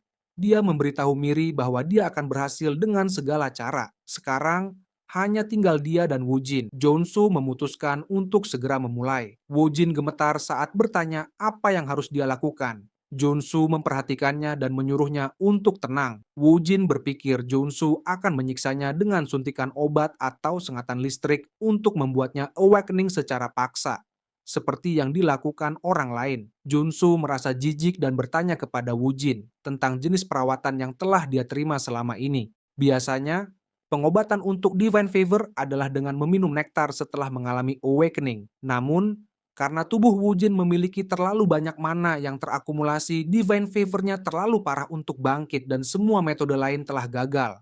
Junsu memberitahu Woojin bahwa dia tidak perlu khawatir, tetapi dia harus mengingat satu hal, merahasiakan semuanya. Saat perawatan dimulai, Woojin berjanji untuk menjaga rahasia. Junsu memulai dengan memperluas penghalang mana hingga batas maksimal, yang pada akhirnya akan melemahkan penghalang tersebut. Tubuh Junsu terasa terbakar. Dia membuka beberapa wadah dan langsung menenggak cairan di dalamnya. Setelah selesai, dia membuang botol-botol itu dan mengambil yang baru. Dia terus minum meskipun rasanya sangat buruk. Botol-botol kosong pun mulai menumpuk. Akhirnya, jendela sistem muncul dan memberitahunya bahwa dia telah memperoleh trait bernama drug addiction, yang berarti kerusakan yang diterima dan konsumsi. Mana meningkat, tetapi efek obat menjadi jauh lebih kuat. Setelah memperoleh trait tersebut, Junso harus memusatkan mananya ke area shield. Shield memungkinkan dia untuk menciptakan perisai di area tertentu. Setelah selesai, dia mengusap rahangnya. Pada titik ini, Divine Fever telah sepenuhnya dikeluarkan dari penghalang. Woojin terkejut, tetapi Junso mengatakan bahwa ini masih terlalu awal untuk merayakannya. Dia kemudian menyuruh Woojin untuk melepas sarung tangan penyegel mananya dan mengulurkan tangannya melewati penghalang. Woojin menjadi pucat. Junso menjelaskan bahwa langkah terakhir adalah Woojin harus meraih tangannya. Jika itu terjadi, Divine Fever akan mengalami reaksi resonansi. Junso keluar dari penghalang dan mengatakan kepada Woojin bahwa rasa sakitnya akan berkurang selama dia tetap berada di dalam penghalang. Woojin tampak ragu-ragu karena ini adalah pertama kalinya dia melepas sarung tangannya sejak dia dibaptis. Namun, dia akhirnya mengulurkan tangannya. Junso terkejut dengan betapa besarnya jumlah mana yang dimiliki Woojin dalam tubuhnya. Junso juga ketakutan, tetapi dia tetap meraih tangan Woojin. Matanya berputar ke belakang karena rasa sakit yang luar biasa. Rasa sakitnya bahkan lebih parah daripada saat Saintes membaptisnya. Rasanya seolah-olah tulangnya dihancurkan menjadi kepingan-kepingan kecil, tetapi dia harus tetap fokus dan menahan rasa sakit. Jonsu mengabaikan semuanya, Saintes dan Divine Favor, dan tetap bertekad. Akhirnya, dia memasuki penghalang dan menggenggam tangan Wujin. Mereka berdua jatuh ke tanah, terengah-engah.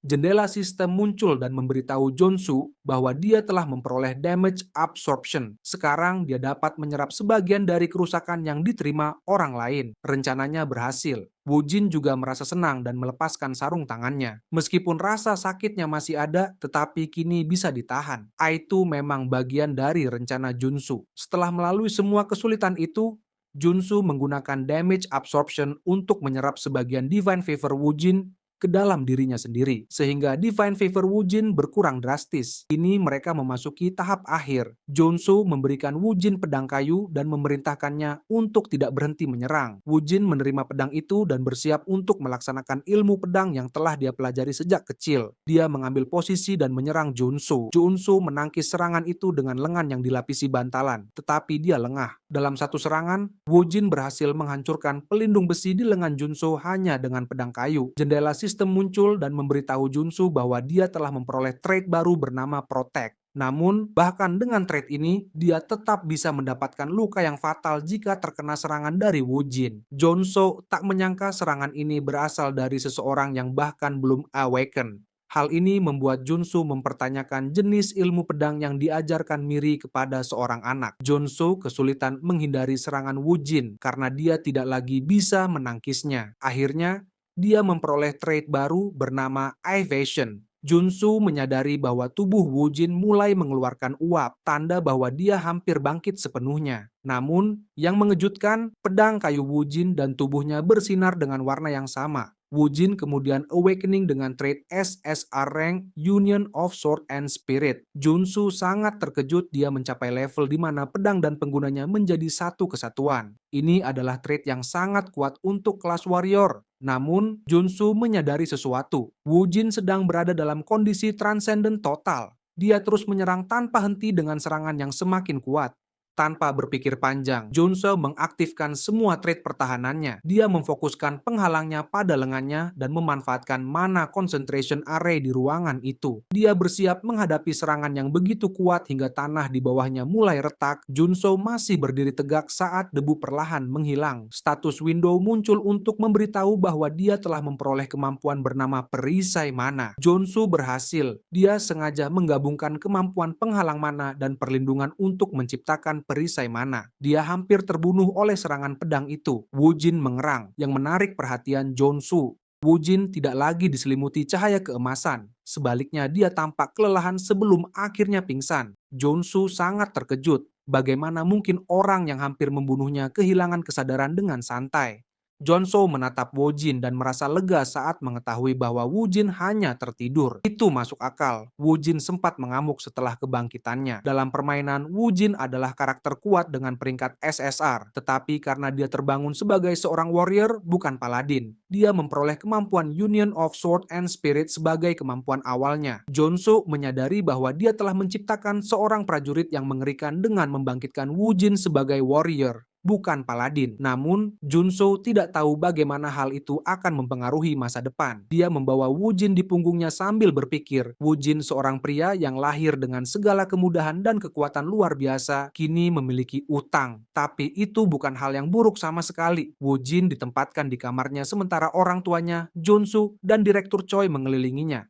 Orang tua Wujin bersyukur karena dia telah berhasil mengatasi Divine Fever. Duanya membungkuk kepada Junsu dan mengucapkan terima kasih. Junsu tampak lucu dengan ekspresi bangga di wajahnya, sementara itu Direktur Choi memanjakannya. Wujin tidur dengan tenang, dan Miri mengatakan bahwa sudah lama sejak terakhir kali mereka melihatnya tidur terlelap, dia tidak tahu bagaimana bisa membayar utang budi itu. Jongju mengeluarkan sebuah amplop dan menjelaskan bahwa selain nektar yang dijanjikan dan chip memori yang berisi ilmu pedang mountain breaking, mereka juga akan memberi bonus tambahan. Jonso menjawab bahwa itu tidak perlu, tetapi ekspresinya berkata lain. Jongju kemudian meminta Jonso untuk menerima 1 miliar won. Jonso menerimanya, dalam hatinya dia merasa sangat senang hingga menunjukkan senyuman psikopat. Saat mereka kembali ke dalam mobil, Direktur Choi berkomentar bahwa ini adalah jackpot. Jonso memegang nektar dan chip itu, lalu mengungkapkan betapa luar biasanya benda-benda tersebut. Direktur Choi bertanya apakah Jonso akan langsung meminum nektar itu. Junwoo menjawab iya, dan Choi menyarankannya untuk beristirahat sejenak karena tidak akan baik jika Jonso menarik perhatian Holy Order of Ancient atau kelompok jahat lainnya. Saat mendengar tentang hadiah yang didapat Jonso, Direktur Choi tidak bisa menahan diri untuk berpikir betapa sia-sianya jika Jonso hanya mengonsumsi nektar tanpa memurnikannya terlebih dahulu. Jika nektar itu dimurnikan sebelum dikonsumsi, itu akan sangat meningkatkan mananya. Jonso setuju bahwa hal itu benar. Jika dia bisa melakukannya, dia bisa meningkatkan tingkat superhuman-nya secara signifikan, bukan hanya menggunakannya untuk menyembuhkan divine fever.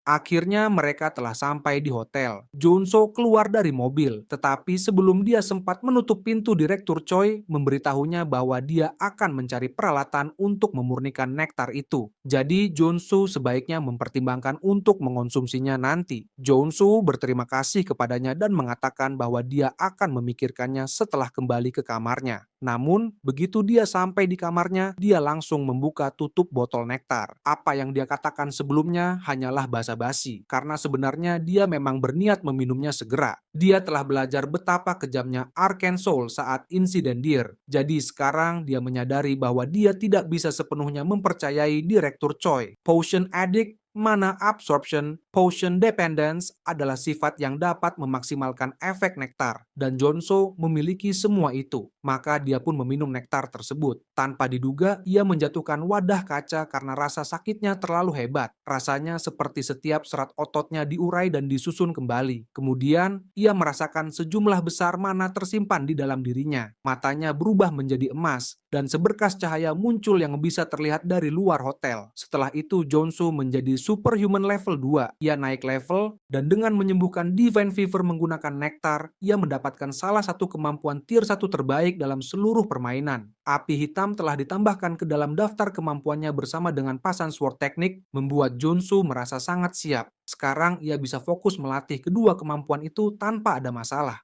Ponselnya berdering pesan berasal dari Direktur Choi. Jonso bertanya-tanya mengapa ia tiba-tiba mengirim pesan, tetapi ia tidak membukanya dan malah memutuskan untuk pergi latihan. Namun, ponselnya terus bergetar dan ia merasa terganggu karena begitu berisik. Akhirnya ia memeriksa apa yang membuat keadaan begitu mendesak. Ada beberapa pesan, dan setelah membacanya, Jonso merasa bingung. Rasa kesalnya semakin meningkat karena ia menganggap itu omong kosong. Lalu Jonso menyadari sesuatu saat membacanya lebih lanjut. Pesan itu mengatakan bahwa ia harus melarikan diri dari geng Dagger. Ia menyadari bahwa direktur menyembunyikan pesan di antara teks-teks tersebut. Geng Dagger adalah salah satu rival geng Iron Fist. Jika Direktur Choi ingin mengkhianati Junso, ia akan menelepon seperti biasa dan mengulur waktu. Namun karena ia mengirim pesan rahasia, itu berarti Direktur Choi sudah tertangkap lebih dulu. Tampaknya informasi tersebut bocor saat ia sedang mencoba menyiapkan perlengkapan untuk Junso. Ekspresinya tidak terlihat baik, tetapi ia memiliki tekad kuat untuk mengabaikan pesan itu karena ia sudah mendapatkan nektar, dan setiap orang bertanggung jawab atas hidup mereka sendiri di Arcane Soul. Adegan beralih di mana terdengar jeritan keras dari sebuah gang tersembunyi. Seorang pria diikat ke kursi sementara 3 pria lainnya mengelilinginya. Salah satu dari mereka berkomentar bahwa orang di kursi itu keras kepala meskipun sudah disiksa sepanjang malam. Direktur Choi tidak mengungkapkan kepada mereka di mana pemula superhuman itu berada. Direktur Choi berargumen bahwa Jonso telah menandatangani kontrak karena ia mempercayainya. Ia tidak akan berbicara apapun yang mereka lakukan padanya. Pria itu menjawab bahwa ia tidak ingin menggunakan cara kekerasan, tetapi tidak punya pilihan lain. Direktur Choi terperanjat saat melihat seorang pria dengan kapak mendekatinya. Pria itu bertanya tangan mana yang digunakan Choi untuk makan. Direktur Choi tidak menjawab, sehingga si pelaku berasumsi bahwa itu adalah tangan kanannya. Saat ia hendak menebas tangan Direktur Choi, sebuah ledakan keras mengalihkan perhatiannya. Ia menoleh untuk melihat siapa pelakunya dan menemukan 2 rekannya tergeletak tak sadarkan diri di tanah. Bertanya apa yang terjadi. Seseorang sedang mengintip melalui teropong bidik dan ternyata itu tidak lain adalah Warrior Kim. Saat ini ia sedang memegang peluncur granat Dalam pikirannya, ia merasa geng Dagger telah memilih orang yang salah untuk dihadapi. Junso tidak bisa mengabaikan seseorang yang menepati janji mereka di dunia kejam Arcane Soul. Ia bersiap meluncurkan tembakan lain. Ia menarik pelatuknya sambil mengumumkan dimulainya perang. Gedung itu pun meledak. Para pria bersenjata berhamburan keluar seperti sekumpulan kecoa. Meskipun bangunan itu terlihat seperti apartemen biasa, ia tahu bahwa semua anggota geng ada di dalamnya, karena itu adalah ruang bawah tanah geng Dagger yang sudah ia bersihkan berkali-kali sampai bosan. Itu adalah dungeon kompleks yang terdiri dari 6 bangunan berbeda. Karena misi geng Dagger adalah salah satu misi tutorial, Junsu sudah menyelesaikan quest ini berkali-kali, sehingga dia bisa mengalahkannya dengan tutup mata. Pada titik ini, ia melanjutkan ke rencana berikutnya. Ia melompat dari gedung sambil berkata, "Mari pergi ke target quest-nya."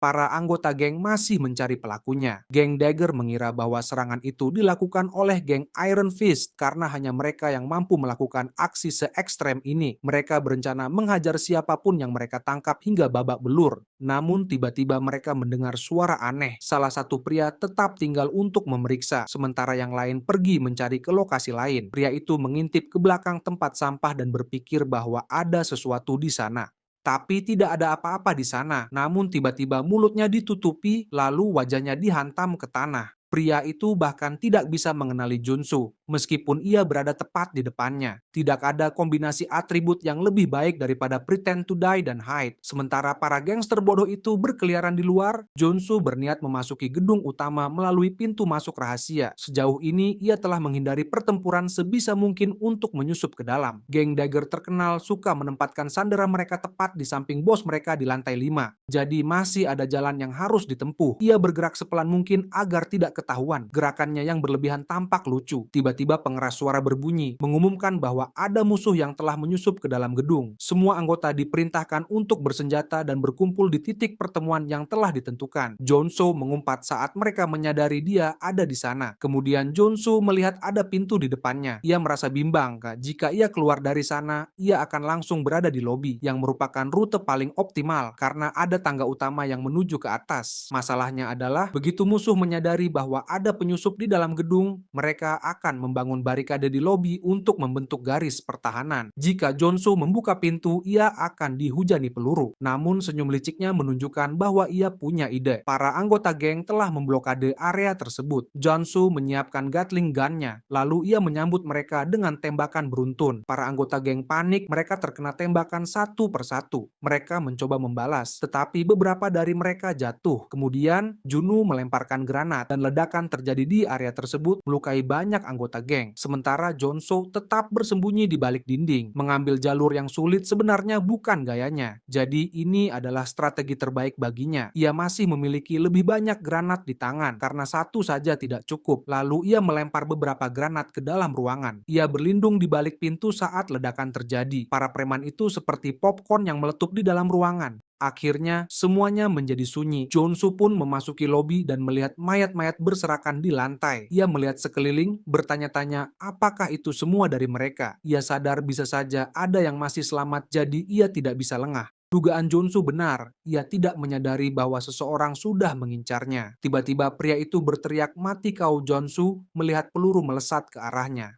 Ia berhasil menghindar dan memperoleh trait bernama Sensitive Attribute yang didapatkan di Dungeon Dagger. Sekarang, ia sudah menyingkirkan semua tikus tersebut, kemudian memutuskan untuk naik ke lantai 4. Ia sampai di sana dengan damai. Tapi bahaya sebenarnya baru saja dimulai. Akan ada anggota geng menunggu di lantai 4, di ruang judi yang berada tepat sebelum lantai 5 dan ruangan bos. Junso melangkah dengan hati-hati saat memasuki ruangan. Tetapi yang mengejutkannya tidak ada siapapun di sana. Ia membuka pintu lain dan melihat bahwa ruang judi pun kosong. Ia tahu ada sesuatu yang tidak beres. Ia harus fokus yang membuatnya memperoleh trait fokus. Lalu ia mendengar sesuatu dari atas, itu adalah sebuah drone. Drone itu menjatuhkan sesuatu ke lantai. Saat menyentuh tanah, benda itu menyala terang. Itu sebuah granat flashbang. Seseorang muncul dan menyelinap di belakangnya. Ia berencana menikam Jonsu yang sedang buta karena cahaya. Dia adalah bos dari geng Dagger, seorang assassin superhuman level 2. Ia pikir sudah menangkap tikusnya, tetapi Jonsu baik-baik saja. Sebuah perisai terbentuk di punggungnya. Sang pembunuh terkejut karena pisaunya tidak menembus menembus, lalu ia mundur. Junsu berkomentar bahwa pembunuh itu berpakaian seperti tikus. Junsu tidak menyangka bos akan muncul di lantai 4.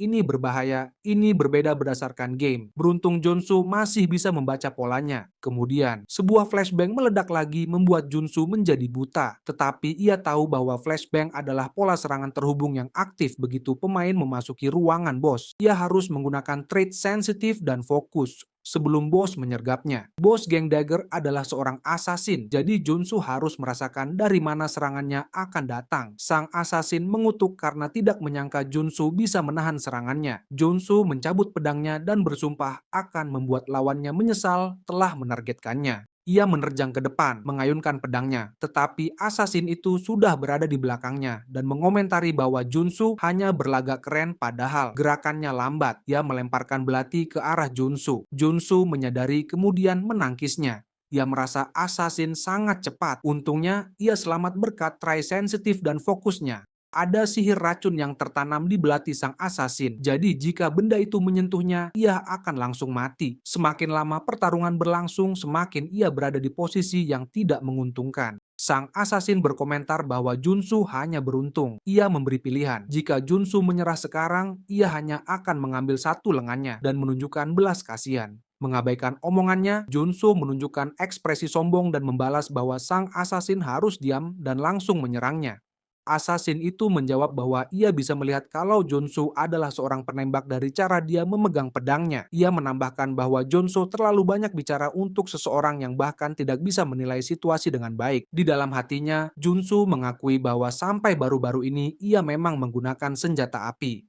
Sang asasin salah menilainya sebagai seorang prajurit yang diperkuat. Ia kemudian menyerang sambil berkata bahwa ia akan mencincang Junsu, membunuhnya dengan cara yang paling menyakitkan. Junsu hanya punya satu kesempatan. Dan inilah saatnya. Ketika sang asasin lengah, ia berkata bahwa Junsu terlalu lambat, tetapi Junsu menunjukkan ekspresi tegas di wajahnya. Sikapnya berubah secara drastis mengejutkan asasin itu. Ia tidak menyangka seorang gunner bisa melakukan serangan combo. Junsu menyerang lagi, membuat asasin itu terjatuh terduduk. Ia mencoba menghindar, tetapi terlihat panik. Junsu lalu mengatakan bahwa begitu ia mengganti traitnya, ia bukan lagi seorang gunner, melainkan seorang ahli. Dalam swordmanship, Junsu menggunakan pasan sword teknik kuda-kuda pertama dan menyerang asasin dengan teknik Mountain Crusher. Sang asasin terluka dan batuk darah sementara Junsu mengamatinya. Junsu menegurnya, mengatakan bahwa ia kalah karena terlalu lengah. Hal itu membuat sang asasin marah. Ia berteriak bahwa pertarungan belum selesai.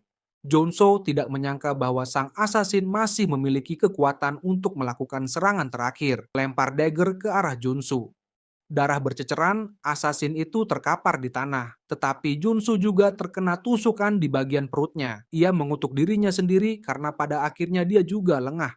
Racun yang terdapat dalam serangan lawannya telah menyebar ke seluruh tubuhnya. Junsu harus segera bertindak. Kemudian dia mengganti trait. Trait yang digunakan saat ini adalah Wound Recovery, Regeneration, Vigor, Mana Heart, Deep Breathing, dan Mana Recovery. Lukanya mulai membaik, tetapi masih terasa sakit. Dia melihat melalui jendela bahwa anggota geng sedang dalam perjalanan naik. Junsu tahu bahwa tidak ada waktu untuk disia-siakan. Dia harus segera keluar dari gedung. Sementara itu, Direktur Choi sendirian di ruang penyiksaan di lantai 5. Dia jatuh ke tanah saat mencoba meraih pecahan kaca untuk melepaskan tali. Seseorang melangkah maju.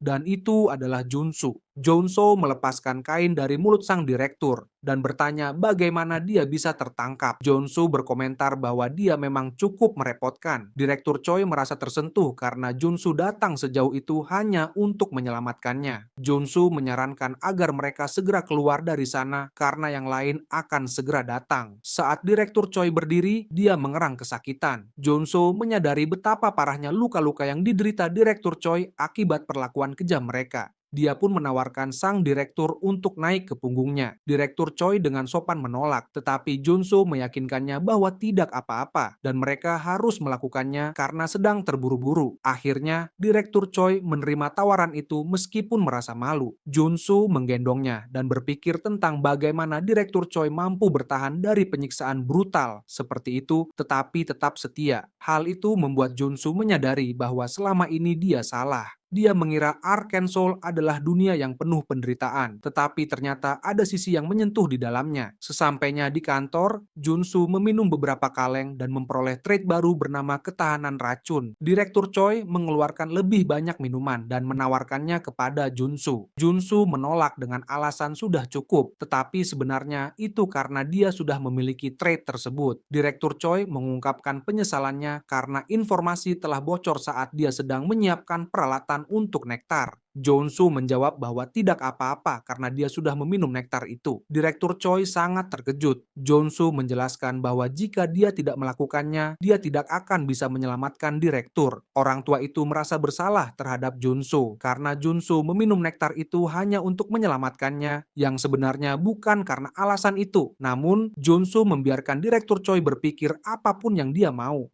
Tiba-tiba, suara ketukan keras di pintu menarik perhatian mereka. Direktur Choi menduga bahwa geng Dagger sudah ada di sana. Dia menjadi pucat dan bertanya kepada Jonsu apa yang harus mereka lakukan. Jonsu menyarankan untuk menyambut para tamu. Dia membuka pintu, dan Direktur Choi terkejut melihat geng Iron Fist. Jonsu sudah memperkirakan kehadiran mereka.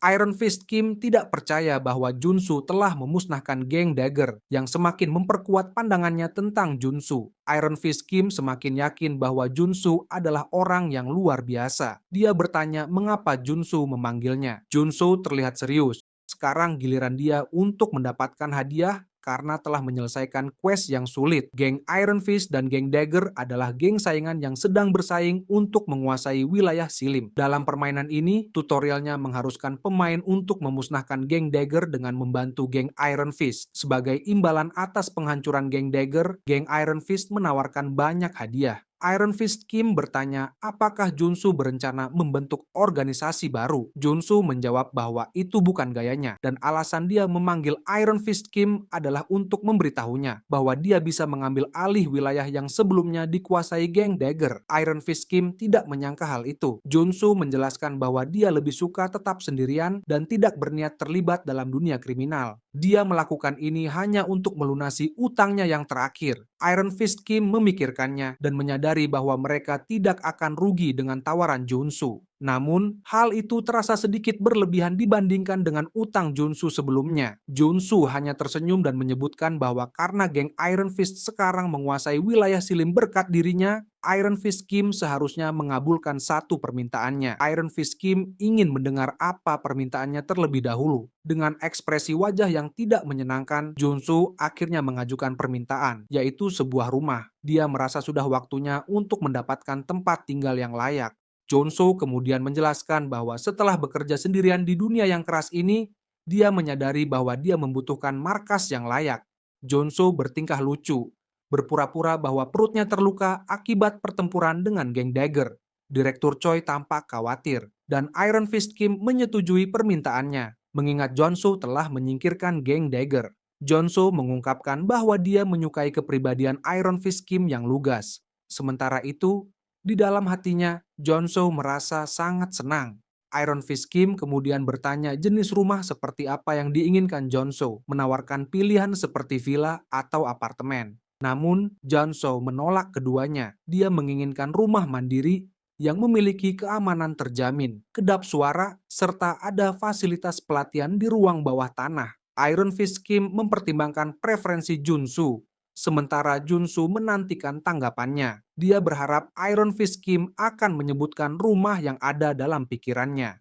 Iron Fist Kim lalu memberitahu bahwa dia mengetahui sebuah rumah yang terletak di pinggiran Silimdong, di pegunungan Geon Ubong. Junsu tampak tenang, tetapi di dalam hatinya dia merasa senang. Rumah yang terletak di pegunungan Geon Ubong adalah rumah yang digunakan para pemain sebagai markas pertama di Arkansas. Setelah beberapa saat, Junsu terlihat bersantai di balkon sambil menikmati rumahnya. Dia merasa puas dengan udara segar, lokasi strategis, dan pemandangan luar biasa. Junsu sangat menyukai rumah megah itu, terutama karena dia mendapatkannya secara gratis. Ketika pertama kali terjebak di dunia Arkansas, dia tidak tahu harus berbuat apa, dan tagihan rumah sakitnya mencapai 20 juta.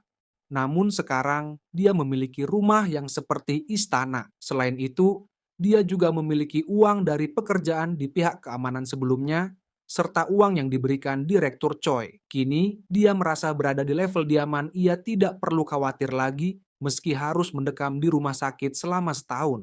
Namun, Junso cukup rasional untuk menyadari bahwa dalam Arcane Soul tidak ada waktu untuk bersantai. Seiring perkembangan plot dalam permainan, penjahat berbahaya seperti Holy Order of Ancient akan muncul dan menghancurkan kota. Junso mengambil kapaknya. Sudah waktunya baginya untuk mencari alasan sebenarnya mengapa dia memilih rumah ini, yaitu ruang pelatihan bawah tanah. Dia mengetuk salah satu dinding, merasa bahwa ini adalah tempat yang tepat.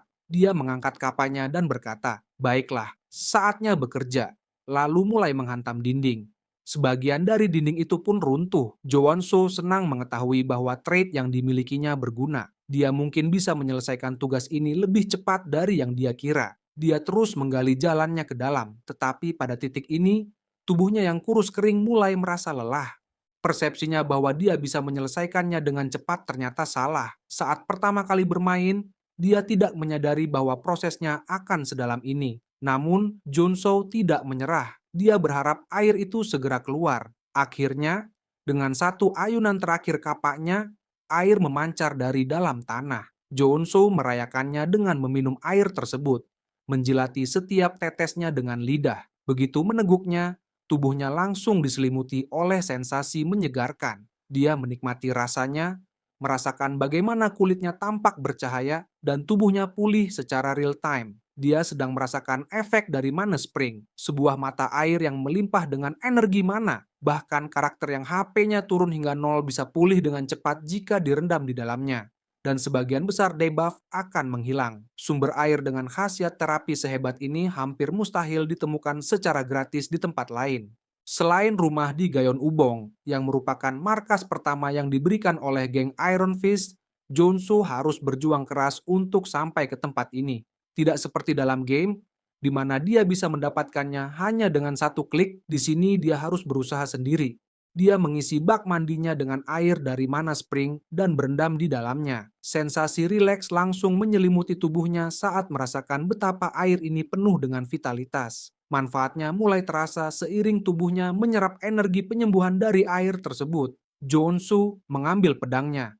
Efek terapi dari Mana Spring begitu luar biasa sehingga tempat ini sangat sempurna untuk latihan. Bahkan jika dia kehabisan stamina, dia bisa segera pulih kembali. Dengan semangat yang menggebu-gebu, Junso memulai sesi latihan Free Top Play Ranker Extreme Efficiency Training. Malam pun tiba, sudah 2 minggu sejak dia mengurung diri di dalam ruangan untuk berlatih. Kini, dia bisa mengaktifkan Black Flame tanpa masalah. Dia menggenggam pedangnya dan api biru muncul darinya. Junsu mengangkat lalu mengayunkannya dengan penuh tenaga, mempraktikkan teknik Mountain Breaking Swordsmanship. Dia memulai dengan gaya pertama, Mountain Crusher, lalu melanjutkan ke gaya kedua, Mountain Divider. Teknik berikutnya adalah gaya ketiga dari Mountain Breaking Swordsmanship, yaitu Mountain Piercer. Kemajuannya luar biasa. Kini, dia sudah terbiasa menggunakan teknik ini bersamaan dengan Black Flame. Ditambah lagi berbagai trait berguna yang ia dapatkan selama pelatihan semakin memperkuat kemampuannya. Sekarang, setelah menyelesaikan tujuannya, hanya ada satu hal penting yang tersisa, teknik Mana Cultivation. Sayangnya, teknik ini tidak bisa diperoleh hanya dengan latihan. Seandainya dia sempat menyempurnakan nektar sebelum meminumnya, mungkin dia sudah mencapai superhuman level 3. Namun, karena masih berada di level 2, dia harus berusaha lebih keras. Saat ini, masih ada sedikit mana yang tersisa dalam tubuhnya untuk sepenuhnya menyerap mana dari nektar dan mencapai level 3. Dia membutuhkan teknik Mana Cultivation. Tentu saja, mendapatkannya bukanlah hal mudah. Harganya mencapai puluhan miliar. Saat bermain game dulu, dia menemukannya di toko antik milik Kim Chunbo. Penjualnya bahkan terkejut mendengar apa yang ingin dibeli Junso. Pria itu mengatakan bahwa barang tersebut telah tersimpan di gudang selama lebih dari 1 dekade. Namun, Junso tetap bersikeras membelinya. Pada akhirnya, begitulah cara dia mendapatkan teknik Mana Cultivation saat itu. Saat ini dia berpikir bahwa mungkin hanya dialah satu-satunya orang yang tahu bahwa teknik kultivasi mana tersembunyi di sebuah toko antik. Saat ini, Junso sudah siap dan bersemangat untuk pergi ke pasar Shinwon tempat toko antik itu berada. Dengan riang, dia berjalan sambil membayangkan peningkatan levelnya. Beberapa jam kemudian, dia tiba di toko antik Kim Chunbok, tetapi yang mengejutkannya, toko itu tutup. Tidak hanya itu, pintunya terkunci dengan segel mana sehingga tidak ada yang bisa masuk. Junsu tahu bahwa pasar Shinwon adalah tempat dengan sebagian besar toko di daerah itu. Tidak ada barang yang tidak dijual di sana. Di pintu toko antik terdapat catatan yang menyatakan bahwa toko tersebut ditutup sampai pasar Shinwon kembali stabil.